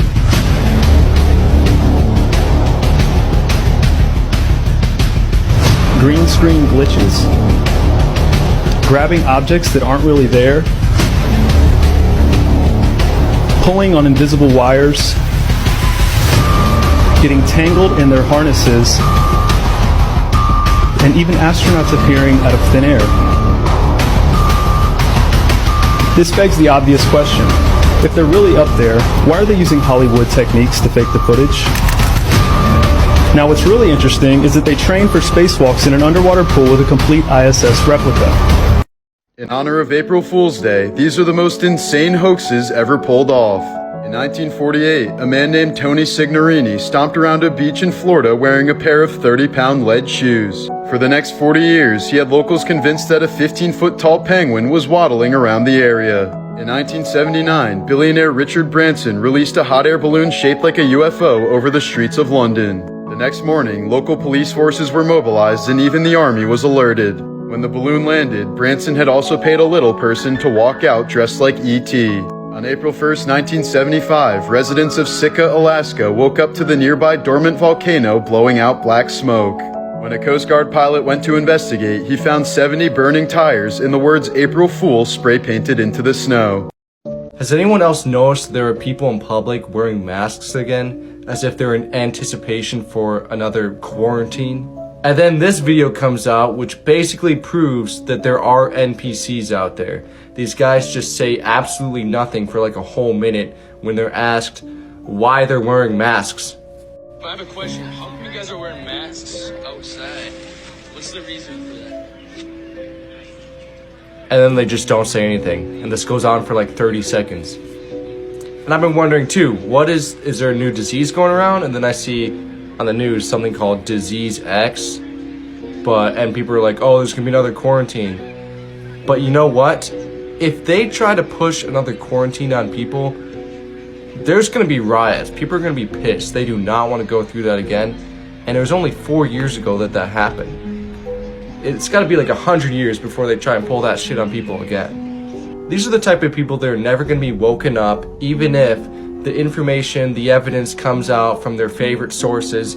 They're still not gonna believe it because they're just so mind controlled. Tea. I bet you thought I was drinking tea, but this glass is empty. You see that? There was no tea in there. And this isn't my hand. These are my hands. That's not real at all. You see, you're being lied to. You're being lied to. I bet you thought this was me, but no, this is just a reflection. This was all taking place on a mirror. It was all a mirror. It was all a lie. And I bet you thought I was wearing pants. I'm not wearing pants. And this isn't even my voice. I dubbed this over in post-production. And you're being lied to. This is all taking place on a screen and you are being lied to. You're being lied to.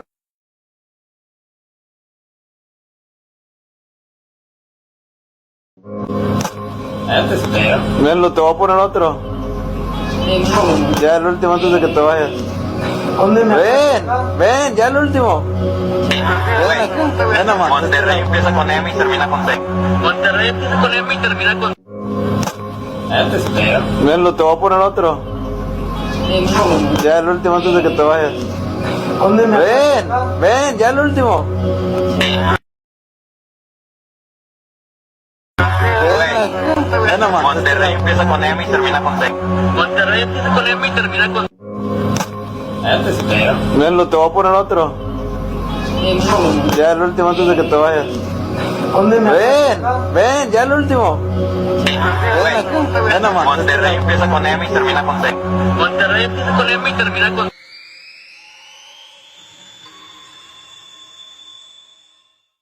Si grito Shazam. ¡Shazam!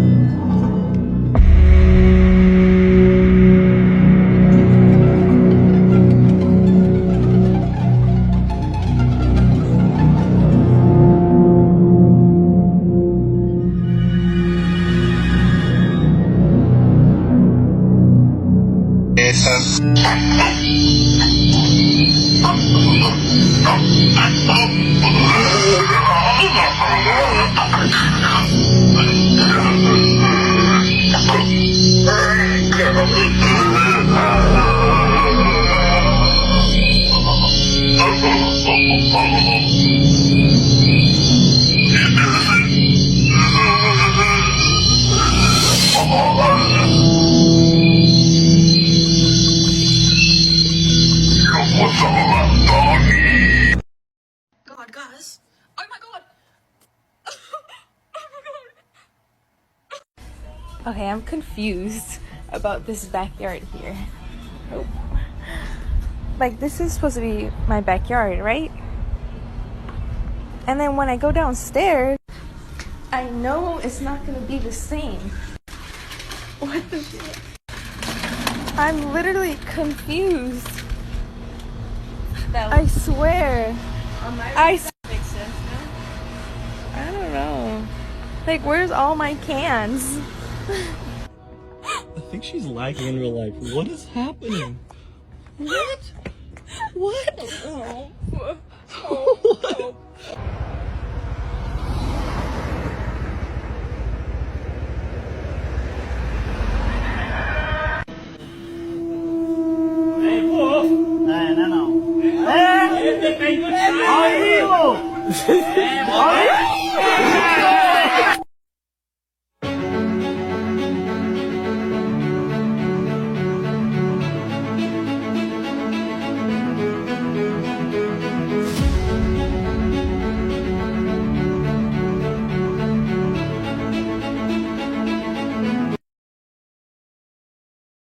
Sometimes incredible people have no discipline, and it's not because they're incapable. It's because they were controlled in the past, it turned out badly, and they now have a bad relationship with the idea of control. Someone controlled them, misused that power, made their life worse, and now the idea of being controlled is so uncomfortable they can't control themselves without feeling like they should rebel. Because if someone disciplines you and you get bad results, you can develop a belief that discipline itself is bad. To grow out of this, you have to be willing to follow a rule again, even if it's only one you make for yourself, and have faith in it until it gets you a positive result. Order has to become something beneficial, so the commanding parts of your own mind become a loving helper and not a harmful unknown force.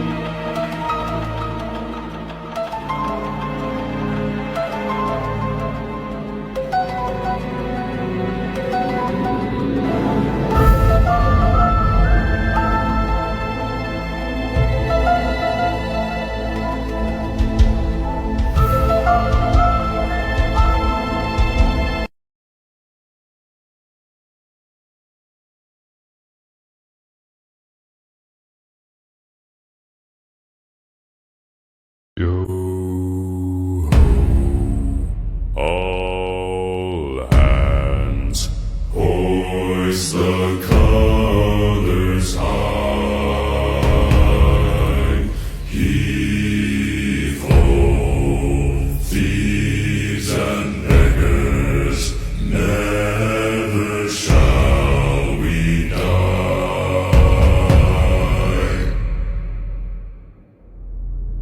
Now some have died and some are alive, and others sail on the sea with their keys to the cage and the devil to pay.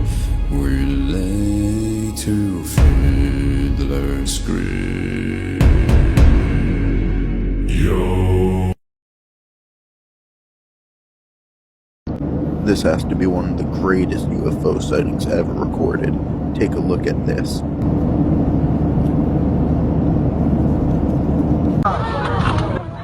It's already happening, y'all. Make sure you watch out. What is going on? What is going on? Incredible UFO sighting spotted in Russia. Take a look at this. Vamos a ver. Viene arriba de nosotros. Es a una velocidad de la hostia. Pues sí, y sin, pero eso puede ser un dron, mira, nos está viendo.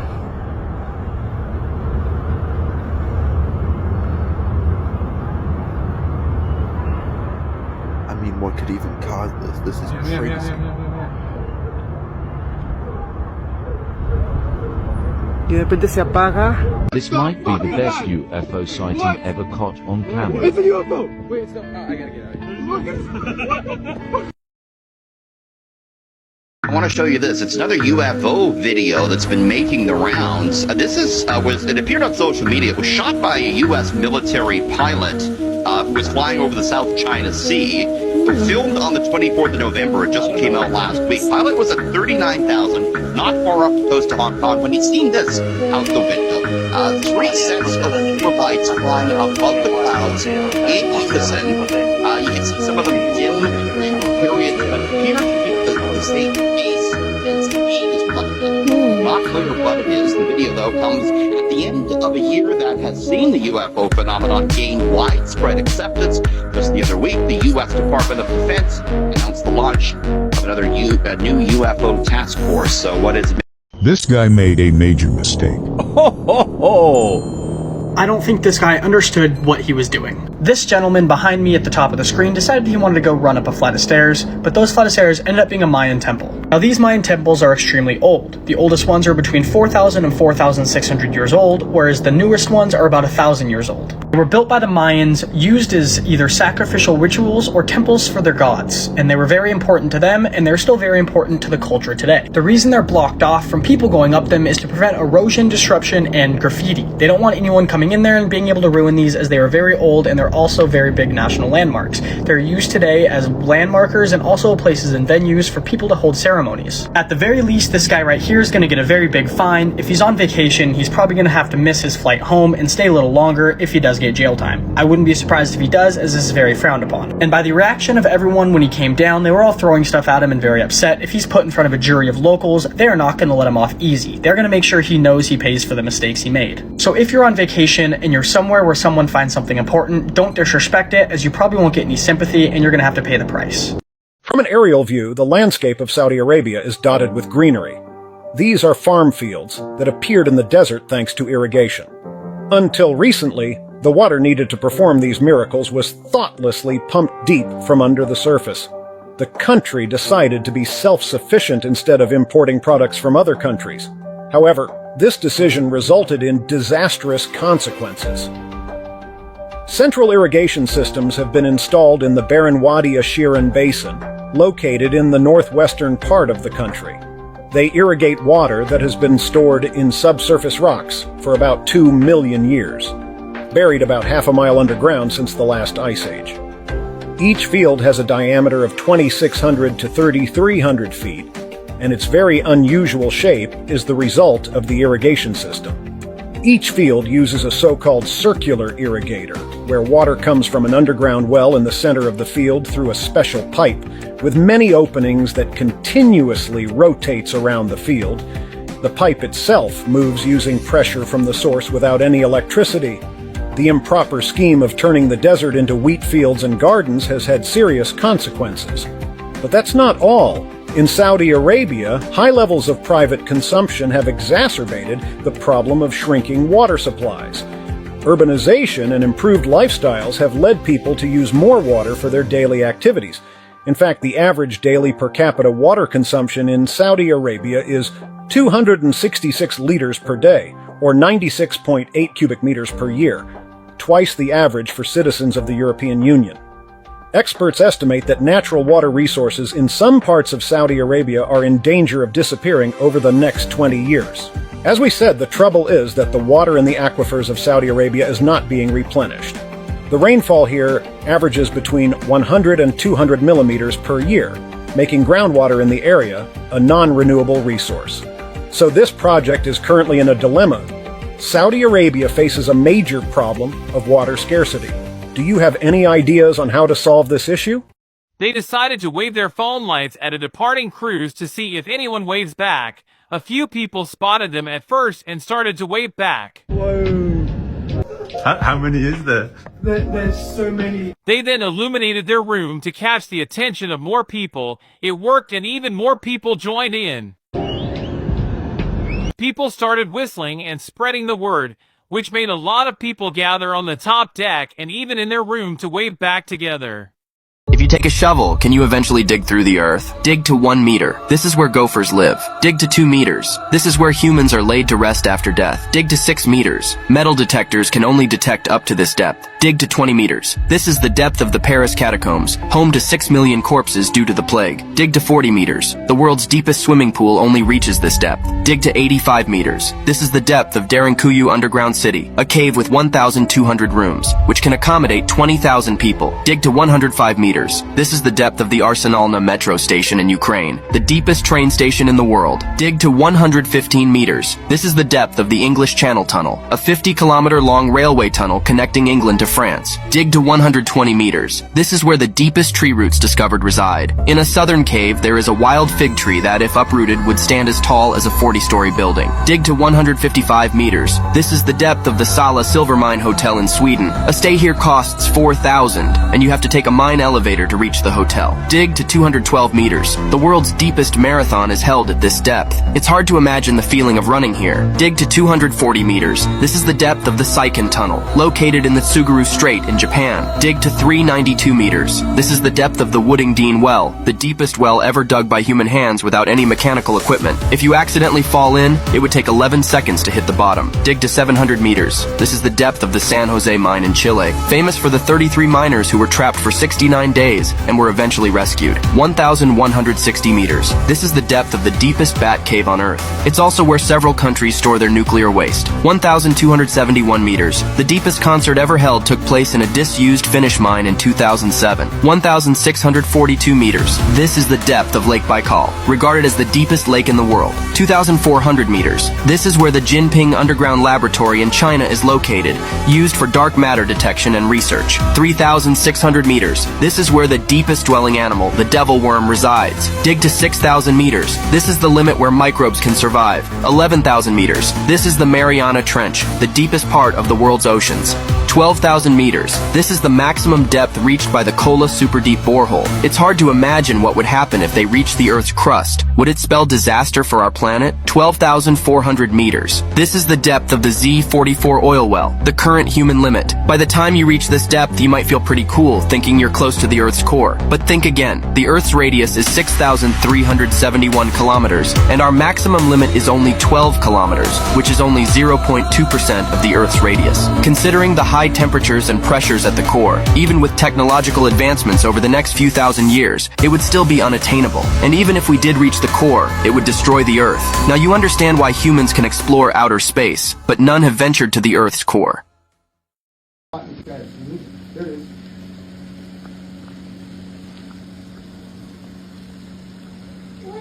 I don't know, but I'm nervous. I know what it is. It's plane. And why is that plane underneath it? It looked like a red fireball a second ago. I just didn't have my phone. And there's stuff circulating over there too, so. Is that Santa? No. Something's funky. Yeah. It's a weird Christmas tree. Where did that come from?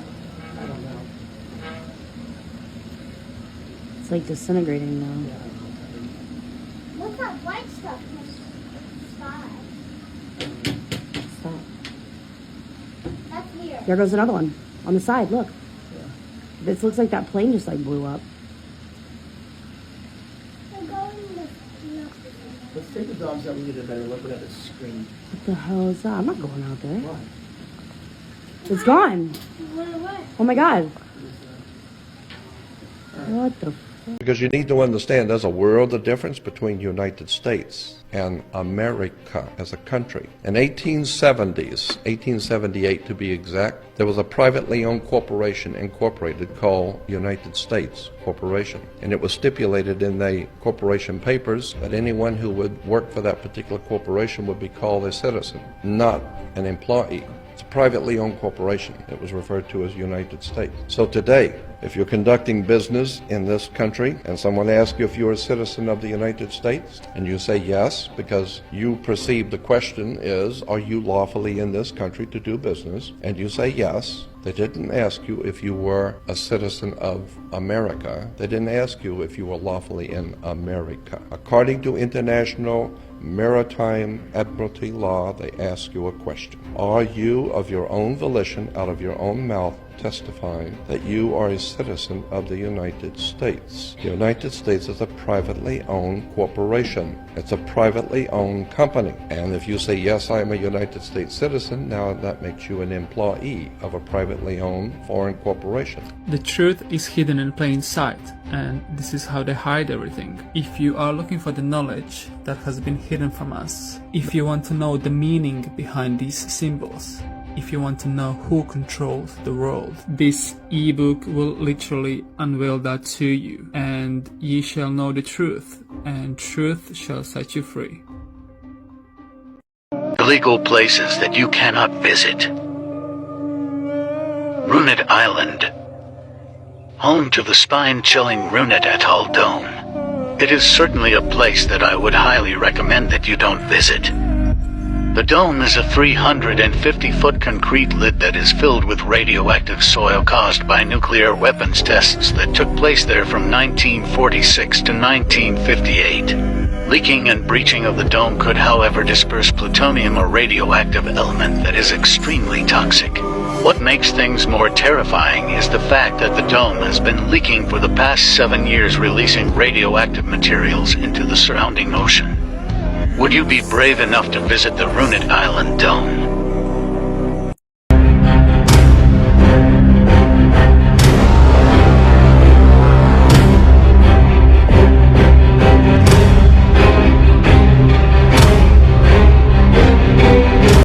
The world makes no sense when you're completely unaware of the class struggle. Why are there roads instead of trains? Why are there unemployed people? Why do we have more homes than people? Why do we have so many empty homes while we have so many homeless people? Why do we have hungry people when we produce more than enough food for everybody? Why are we raining down bombs on a country that never attacked us? Why is my child's school so underfunded? Why does a Congolese child die in a mine as a slave and a white billionaire get to drive around in a yacht? Why on earth does a handful of people within the imperialist core, the United States, get to own as much wealth as half of humanity? Most of them in Africa, Latin America, the Middle East, Asia. Why are there even migrants? The world makes no sense when you don't know about the class struggle. But when you learn about the class struggle, when you learn about the class struggle between the proletariat and the bourgeois, that there are these two classes and that you're part of the proletariat, you very quickly realize that the world does make sense. That the world is working great for its owners. The way that the world is set up currently is completely logical for the bourgeois. General Motors wants more dollars within their bank accounts, more profitability. fund and lobby the government to build more roads instead of public transportation. The bourgeoisie own everything from food to housing to bomb factories to oil. Their thirst is endless. They'll bomb children, they'll destroy communities, they'll bomb hospitals, they'll blow little girls to bits if it means they can get their little grubby hands on some fertile soil. They did a genocide against the Maya so they could grow bananas, good God. A genocide against a people, babies being put on the ends of bayonet sticks, women who were pregnant being ripped apart by soldiers and their bayonet guns for bananas, for fertile banana soil. And what were the workers of these countries demanding? What were these men who were disappeared demanding? Were they demanding to nationalize these banana fields? No. They were just demanding more workers' rights. They were fine with capitalism. They just wanted a little bit more workers' rights for themselves. And so the world makes perfect sense when you realize that it's not made for you. You're not in the class that the world is made for. You're not in the class that the world is made to function for. It's made for them, the bourgeois. And when you open up your eyes to that, it suddenly makes a lot more sense why there's hungry people despite the fact that we produce enough for them. It suddenly makes sense why there's empty houses despite having hundreds of thousands out in the streets. And more houses than homeless people. It suddenly makes sense why we have to bomb some foreign country that most of us can't even point out on the map that has some valuable resources that Elon Musk wants. It suddenly makes sense why we overthrow a democratically elected government that doesn't even want to implement in socialism so that a banana company can get more profits. Because this world isn't made for you. It's made for them. And it's working great for them. It is illogical for you. It is completely rational for them. And when you realize that, and when you realize that the world needs to be rational for us, and that we deserve a rational world for us and not them, and a world that works for us and not them, why then you're a communist. What if I told you that the final scene of Fight Club revealed 2 extra twist endings that everybody missed, and clues about those twists were littered throughout the movie and novel? Trust me, everything's gonna be fine. Not only was the narrator gay, but Tyler Durden was not the only split personality in Fight Club. Marla Singer did not exist either. Now, before you crucify me in the comments, there is actually a lot of evidence that supports these theories. One of my favorite examples of Marla actually being another split personality of the narrator was her taking over the role of his spirit animal, which shows she was already a deeply rooted part of his subconscious. And it gets even deeper than that. Check this shit out. 2 things are going to be very evident. 1 is that the narrator is a man struggling with gayness, and 2, that Marla Singer is not real, and rather is the side of the narrator that embodies and represents his gayness, the side which he ultimately accepts by the film's end. All authors draw inspiration from their life for their work. Polinick once worked at a hospice, providing transportation for terminally ill people, taking them to support group meetings.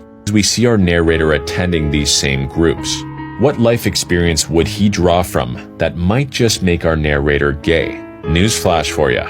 Chuck Palahniuk, the author of Fight Club and the creator of one of the most masculine characters, Tyler Durden, is a gay man. I think the narrator was really a mouthpiece for Palahniuk, who at the time of writing this was grappling with his own sexual proclivities at a time when gayness was still shunned. Now I'm speculating here, but because of the societal shaming at this time, maybe even had a crisis of masculinity, like, guess who? Our narrator. I'm going to suggest that just as Tyler was an alternate personality that depicted the epitome of masculine straightness, Marla is nothing more than the side of his personality that embodies his more feminine and gay side.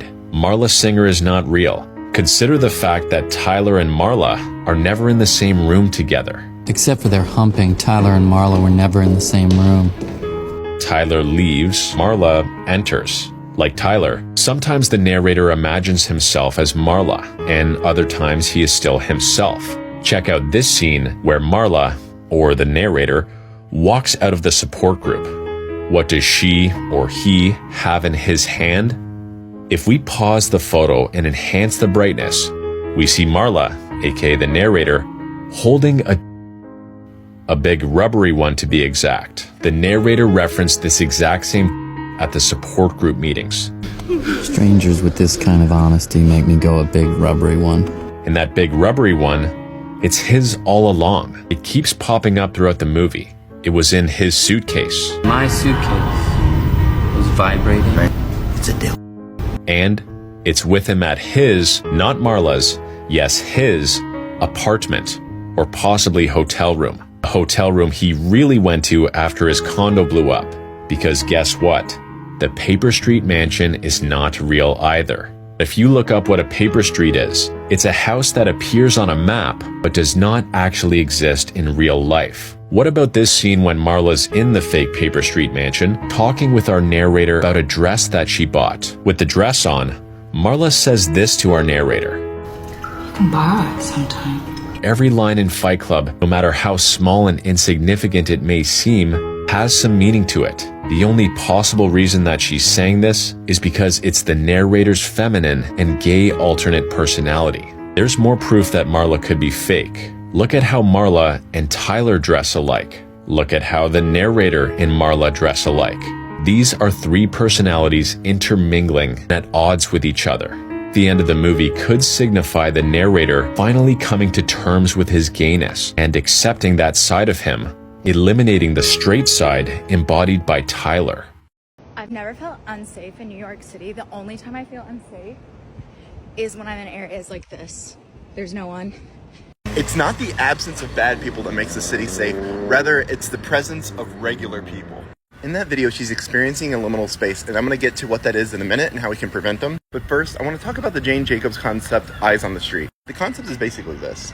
Police punish crime more than they prevent it. And actually, if they're lucky, they might stop a crime that's already in action, but it's regular people being present that's most likely to prevent crime. Like, I'd prefer to be on a train car with a crazy person, so long as it's filled with other regular people, than just being alone on a train car with a somewhat suspicious person. And it's not just because their presence decreases the likelihood that that crazy person will act. The security I feel that one of them will step in should they act. So what is this thing I'm calling a liminal space, and how do we prevent them in a city? So the word liminal has its origins in the word like threshold. It is often meant to like signify transition. You can use it in a time sense. The summer between high school and college might be a liminal spot in time. But you can also use it spatially, describing areas of transition that often feel eerie. If you fly into an airport as the last flight of the night and it's empty and everything's closed, it feels liminal. If you're at a dead or dying mall or there after hours, it feels liminal.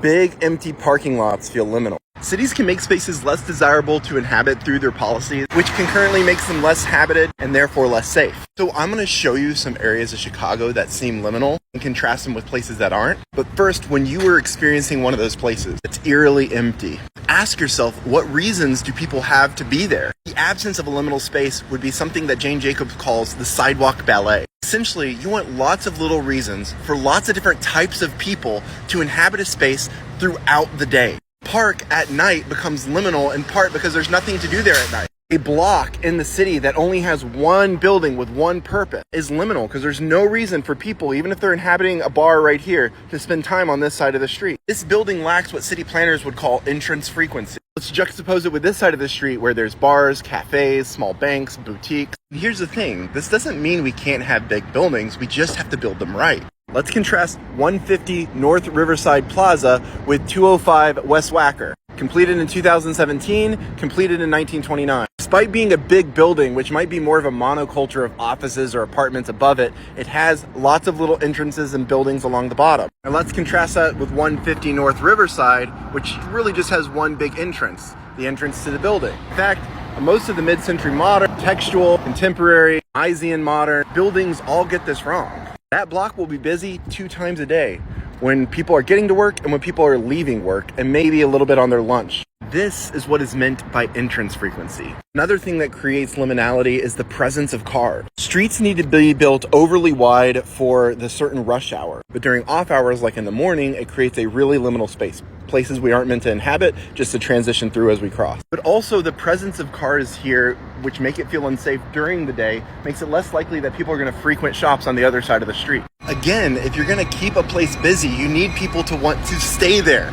Loitering is a good thing. Loud traffic, the smell of exhaust, the sense of being unsafe, that keeps people from spending time in an area. But also, cars require an inordinate amount of storage once they arrive at a destination. Meaning, whole city blocks have to be devoted to parking, killing entrance frequency. That's why the best areas in the best cities don't look like this, but rather like this.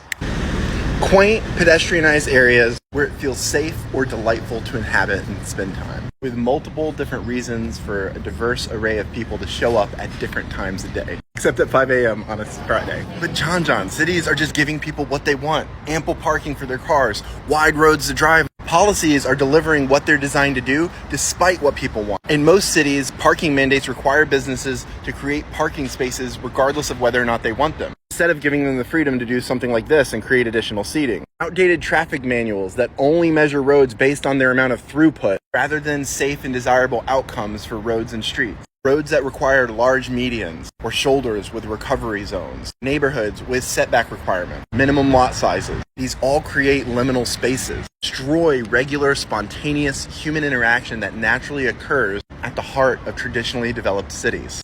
I mean, these fast food outlets aren't just selling you burgers and fries. They're selling you a whole narrative of convenience and speed and efficiency, just to obscure the fact that the whole culture is quietly tightening the chains around your choices, which is the basic business model of how the West does capitalism. Create the problem and then sell you a way to help you cope with the problem. Not solution to the problem. They don't sell solutions. They sell coping mechanism. Everyone knows that a steady diet of fast food will result in malnutrition, but the culture was malnourished from before. It's a malnourished mentality. You know, those golden arches are symbols of a system that co-modifies your time, dictates your choices, and takes your health and your welfare and your freedom as a joke. And yes, they don't want you sitting down for a proper meal with your family, a home-cooked meal with your family. Families represent competitors for your loyalty. The only thing that your family is supposed to be for you is just mouths to feed, so that you'll keep working. Not people that you need, not a support network. You're supposed to be loyal to the job, to the company. Your co-workers are your family now, right? Don't you see how business co-opts the language of families?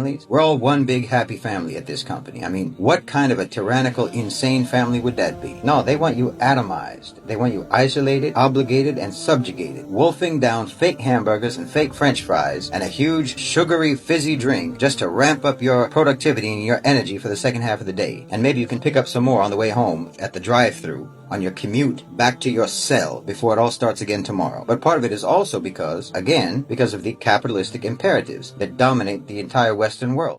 You know how the thumbs up emoji is passive-aggressive now? That's because it's taken on a completely new function as a conversation stopper. Like, when you use the thumbs up at the end of your messages, it seems dismissive because it shuts down the natural flow of texting, effectively signaling that this conversation is over to me. This is kind of why the period also feels passive-aggressive. It has a sense of finality that's almost like it's closing a door on you, but the thumbs up does that even more overtly. Now, of course, it wasn't always like this. People started out using it sincerely. There was even a Canadian court ruling that the thumbs up emoji can be considered a binding contractual agreement. But whenever a sincere gesture is overused, it starts to seem insincere because it's thought of as performative. Consider the opener, "I hope this email finds you well." The first people to write that really did want the email to find you well, but then everybody started saying it and then it didn't seem sincere anymore. And this also happens with emojis. The laughing crying emoji used to be a genuine expression of laughter, but then it was repeated so much that people started seeing it as sarcastic. The exact same thing is now happening with the thumbs up emoji. It initially started out as a way to affirm an already positive text message, but over time it was used in that context so much that it instead eventually came to be a negative, aggressive way to end a sentence. So you want to legalize federal misinformation and make it illegal for the FBI to interfere with this? Yes. You want to eliminate the Department of Education, the Department of Commerce, and deploy the military to any form of protest in America? Yes. It says here you want to allow the president to replace federal employees with who he deems loyalists that will agree to any bill he wants to pass. Yes. So you basically want to legalize a dictatorship. Yes. I'm not done talking! You basically want to legalize a dictatorship and take away the working class's ability to protest and fight for their rights, giving total power to the ones who have more money and not to the ones that made them rich. Yeah, definitely, yes.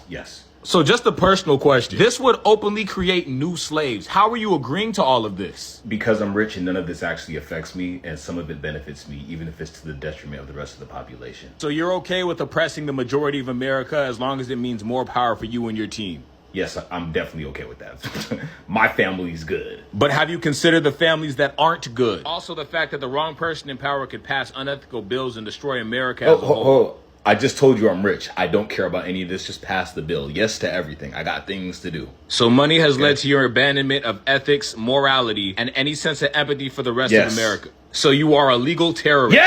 Yes! Well, I'm rich too, so whatever. I'll pass it. If you took that small crystal, don't forget, it's live. There's energy moving there. It's matter just wrapped together and movement there. Now, if you took a piece of copper wire, fine copper wire, and you wrapped so many coils around it, leaving one end loose, and then wrapped it with some mica, and then wrap the rest of the coil around it and leave the two wires, one outside the mica and one inside the mica. Now you have a little motor. And it won't work the motor as it is. If you put it in a vise or something to squeeze it at the center, then the two wires will make a little motor run. It's what you call piezoelectricity. Now, in the case of this, supposing I put that up into a pyramid or a bigger crystal, then this is feeding that more energy and is continuous. Now, as you squeeze this to make it work, energy comes out, and as you release it, it comes back in again. It goes, it'll breathe for you. You'll never squeeze it empty, but as you release the pressure, so it fills itself again immediately, reaches balance. It has to stay in balance. And so you have a little motor there. That's one thing you can use your crystal for. Now, if you can imagine the 30-foot pyramid that I had, knowing that it contained energy and it's free-flowing, it's always coming in and it's non-stop. I said, well, why can't I harness this? Little crystals will do it. Why can't I harness a pyramid? I made myself two coils. One was just a small one like this, and it was electric coil, counterclockwise.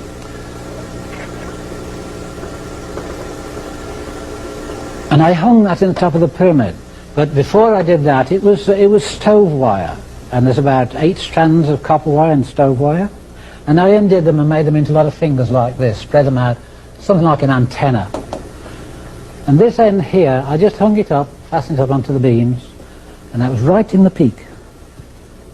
Now I went downstairs and I had a spare piece of plywood, quarter ply, and I made a magnetic coil with old antenna wire.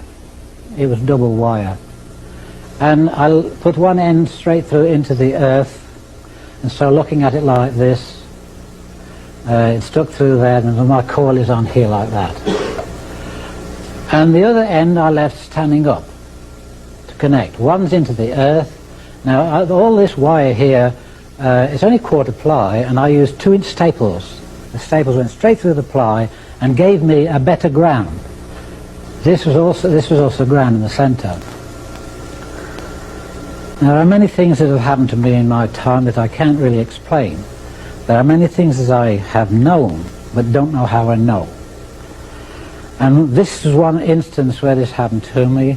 I knew I had to connect these two together with some natural wool, sheep's wool. Nylon was not what I wanted.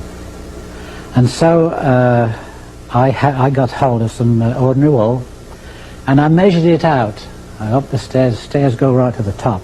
I measured it out so it hung from here to within 6 inches of the floor. Plenty to fasten to that and to fasten to this. Now I stood on some steps up there and fastened that to there, just wrapped around, tied it round. Simple. Nothing clever about it, just fastened it to this copper wire. And I hung this down through the steps, through the stairway, until it was hanging down, but it wasn't touching the floor. I went downstairs to connect this to that, and as I caught hold of that, it threw me 20 feet across the floor. I'm 180 pounds, and it picked me up and threw me 20 feet across the floor. I got no skin on this elbow here and all down my leg here. And I lay there for about 5 minutes at least, wouldn't know what happened to me. All I had done was touched a piece of wool. Now, this wool had gone through, it wasn't even connected to this, it had gone through my cube root of the pyramid, which was about here, and up to the point, the second magnitude there, and that part was connected.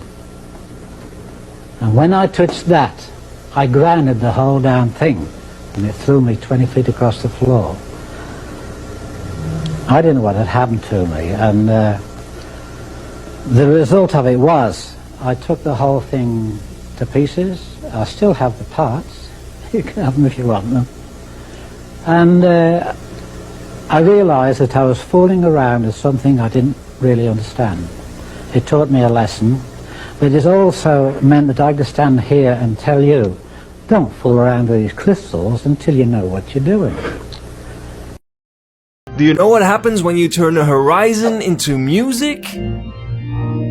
It gets weird. Okay, so this is Songs of the Horizon by the Dutch artist Werner de Valk, and he made it because one day as he was walking through the fields of Watou in Belgium, he wondered, what if I turn all these trees, houses, cranes and cows into a musical score? So, to find out, he developed a nifty piece of software that uses vertical lines to scan the profile of a landscape. These lines control instruments like pianos and strings, but also the pitch, because this line only plays high notes, this one controls the midtones, and this is the bass line. And in this church in Watou, the results are displayed, and it's absolutely mesmerizing, because the straight lines of human structures clash wonderfully with the irregular lines of nature. Because a tree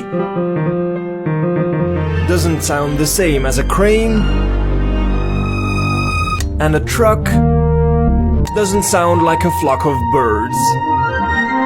I love it, not just because Songs of the Horizon is incredibly mesmerizing, but also because it answers a question that has never been asked before. What does a living horizon sound like?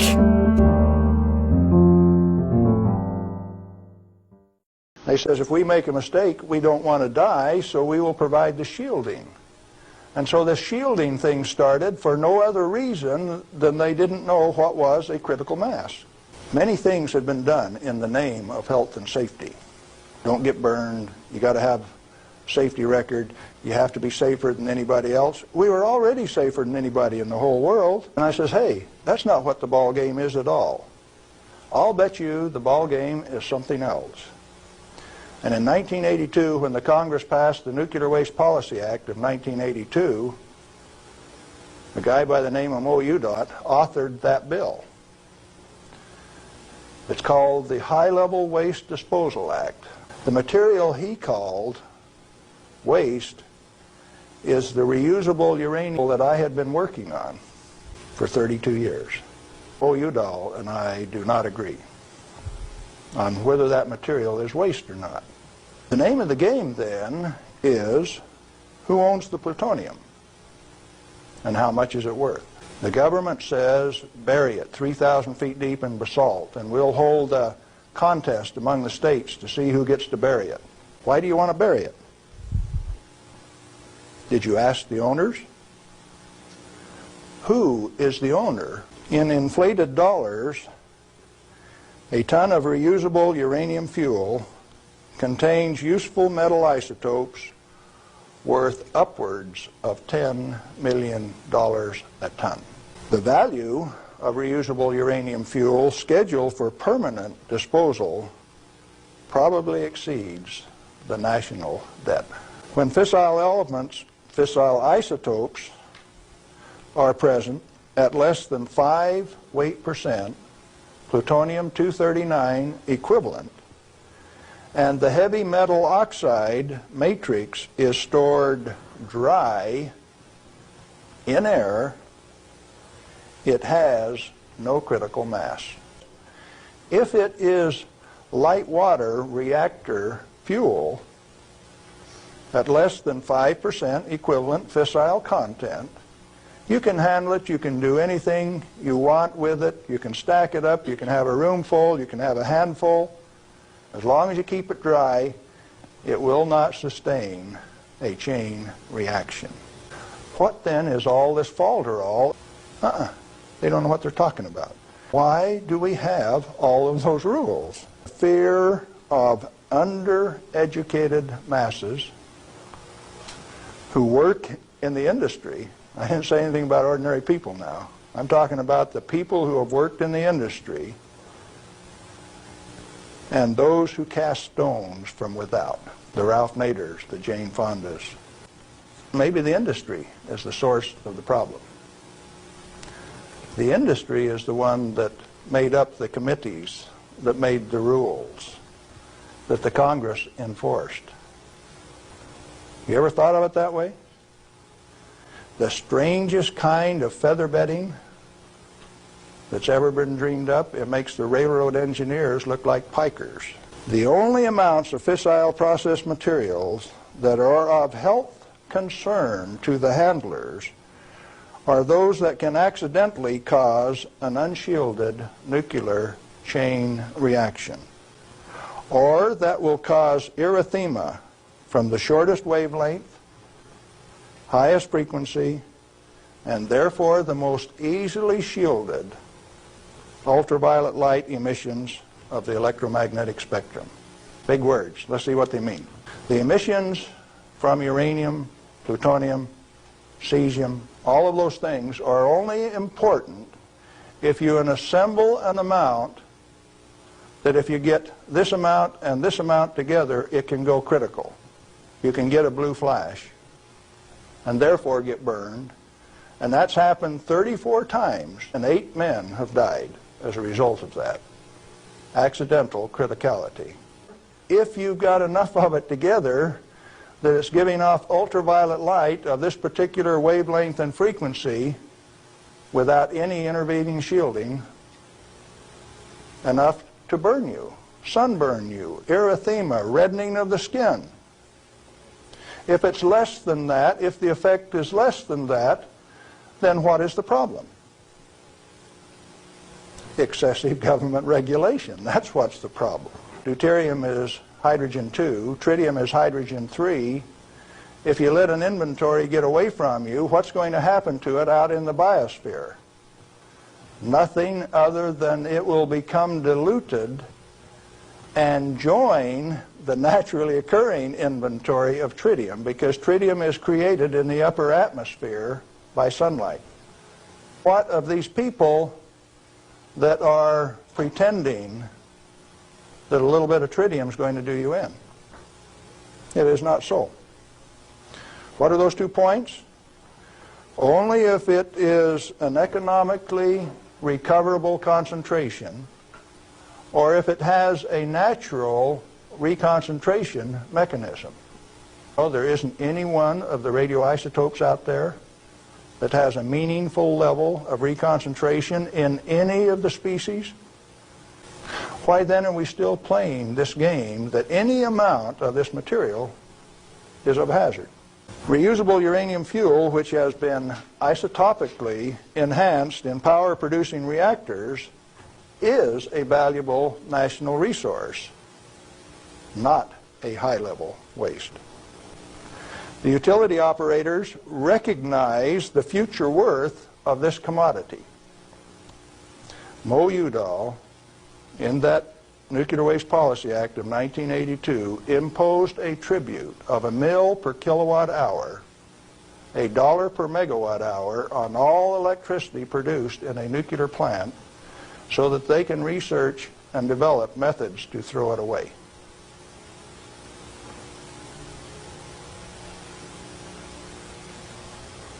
Why do the utilities willingly pay this amount to the Secretary of Energy? To limit their liability exposure. I teach self-defense, and whenever I work with teenagers, I always show them and their parents this following clip because it is so eye-opening on how fast and how aggressive predators can be on social media. And I know as a 12, 13-year-old girl, I would have been like, Mom, you're being so dramatic, this isn't gonna happen. When you see this video, it gives you a whole new perspective. So whether you have a teenager, whether you are a teenager, or just anyone in general, this clip is really, really interesting and really eye-opening to see. We would create a fictitious 15-year-old girl, complete with a believable social media identity, put her online, and document how long it would take for a predator to approach her. But creating a person out of thin air is complicated. We needed photos, but we knew we couldn't use an actual teenager. It would have to be someone on our team. I'm 37, but our graphic designers assured me that with the wonders of photo manipulation, they could magically make me look over 2 decades younger. We bought clothes and accessories, studied body language and facial expressions. We methodically covered and edited signs of aging, wrinkles, weight shifts, and stretch marks. Meanwhile, we coordinated with federal, state, and local law enforcement. Then we built a story around her, a history, a family, a social circle. Libby was born in 2004 and is a sophomore who recently moved to Indiana. We created multiple online accounts for Libby, prominently displayed her age, and posted typical teen content. We even created virtual friends for Libby who would comment on her posts. With everything in place, we would launch the project, give it a few months, and see if anyone would buy it. So we hit the button, and Libby went live.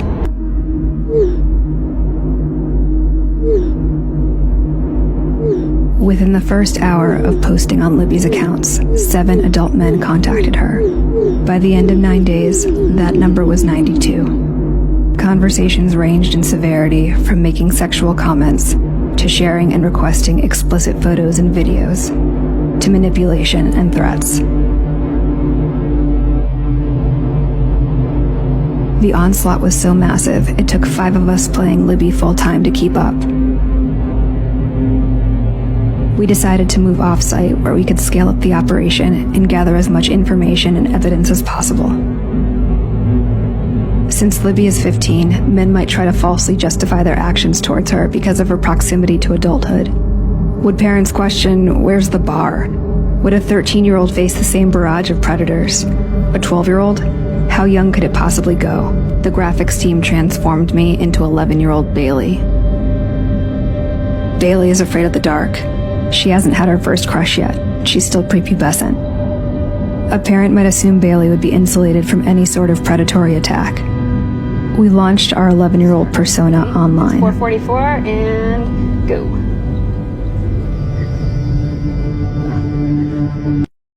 I thought we come from monkeys until I found out that evolution's all a scam. So basically the world is about 6,000 years old, just like the Bible says. It has a firmament, just like the Bible says. Satellites out there. What do you say to that when all these satellites out there in space? There are some satellites that are on balloons. That's why NASA is the #1 user of helium in the world. NASA controls 99% of the helium supply. They're taking satellites, filling up balloons with helium and hooking satellites to these balloons. They float up about 120, 130,000 feet. That's as high as a balloon's gonna go. Now, if you believe in satellites that they're actually in space, then you believe that there's about 50,000 or 100,000 satellites traveling around at 17,500 miles an hour. A bullet don't even travel that fast. Do you really believe that there are 50,000 satellites in space right now, 100 miles up in the air, traveling around the planet faster than a bullet? They don't need maintenance. They don't need a fuel source. There's no other proof of them other than NASA says that they're there. Do you really believe that? I'm telling you that nothing in the world can travel 20,000 miles an hour continuously with no fuel source. I'm telling you, we can't even get something to fly that fast, let alone do it with no fuel source, and they're not hitting into each other and blowing up. If you so much as hit a piece of dust, you're gonna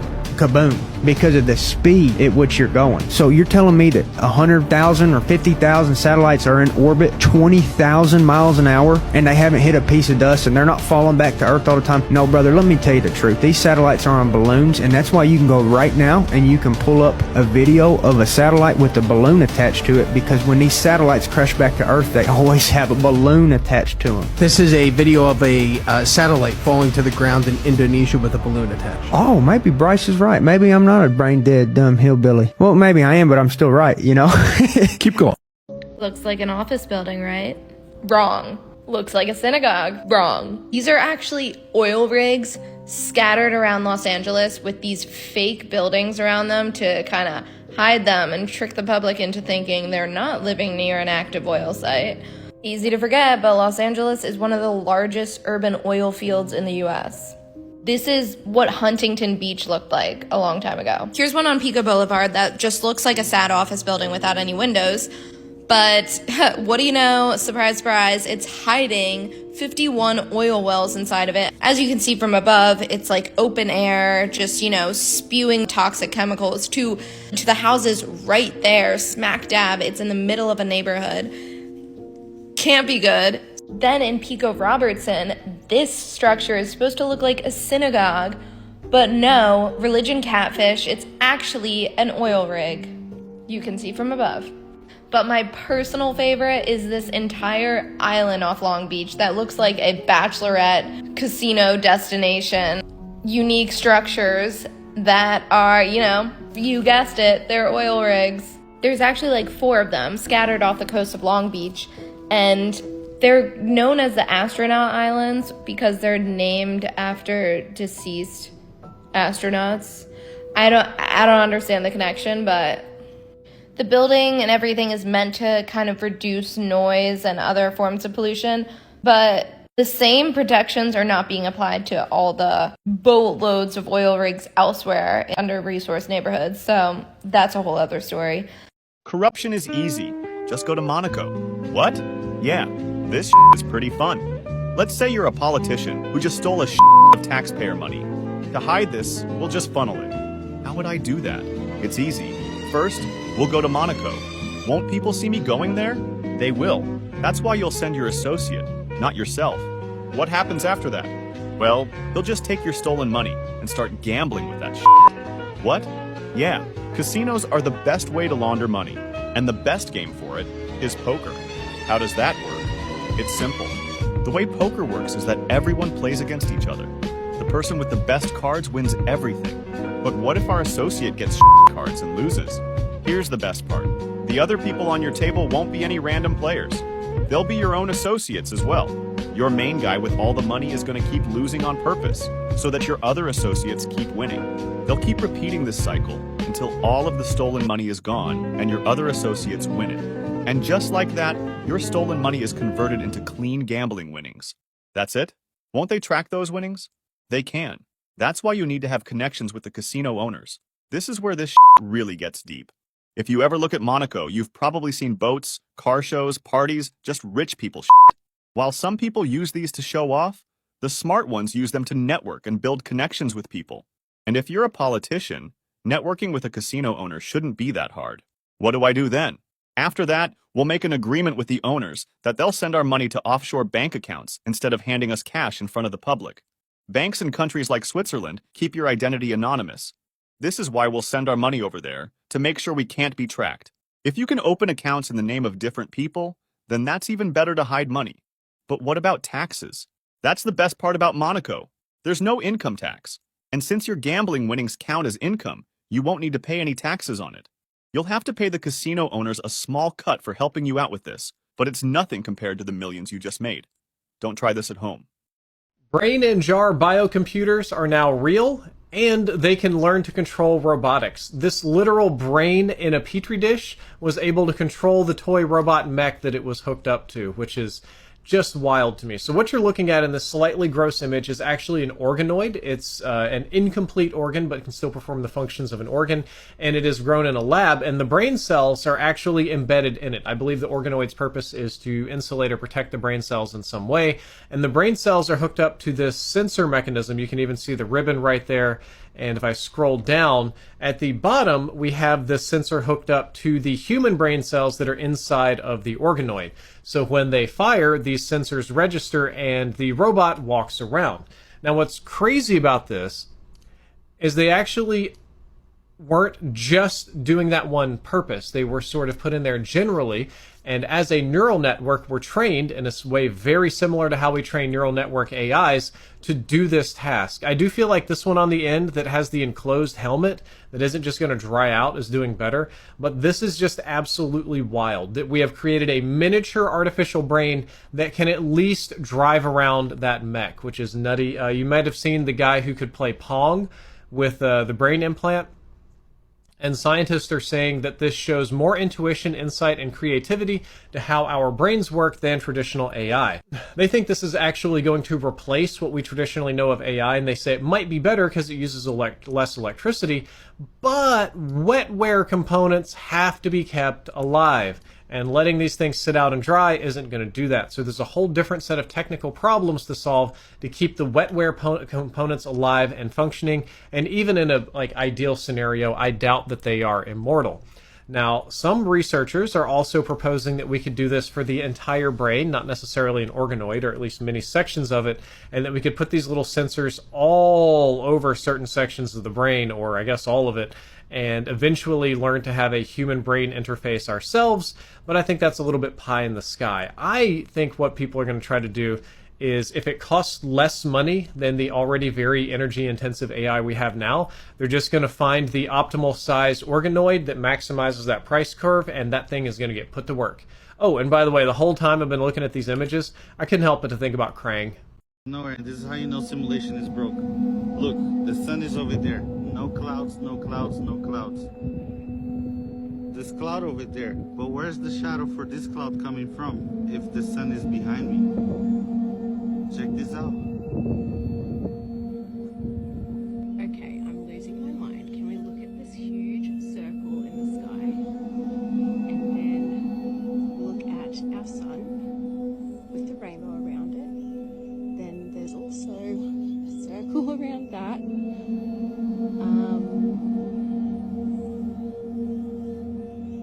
This is wild. And then there's a huge circle.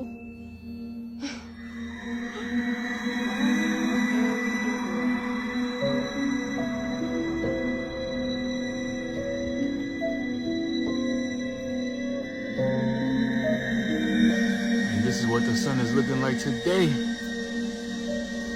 Looking like the cosmic womb. That's that lemon. That's what Elon Musk meant. Orange is the new lemon. Look at this, boy.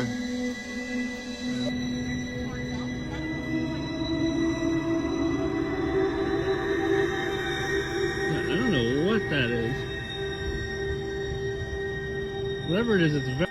I try to make my pencil drawings pretty detailed, but today I'd like to show you the most detailed thing I've ever done. I think the fingerprints took 3 days to pull off, and I really hope you like it as much as I just loved working on it.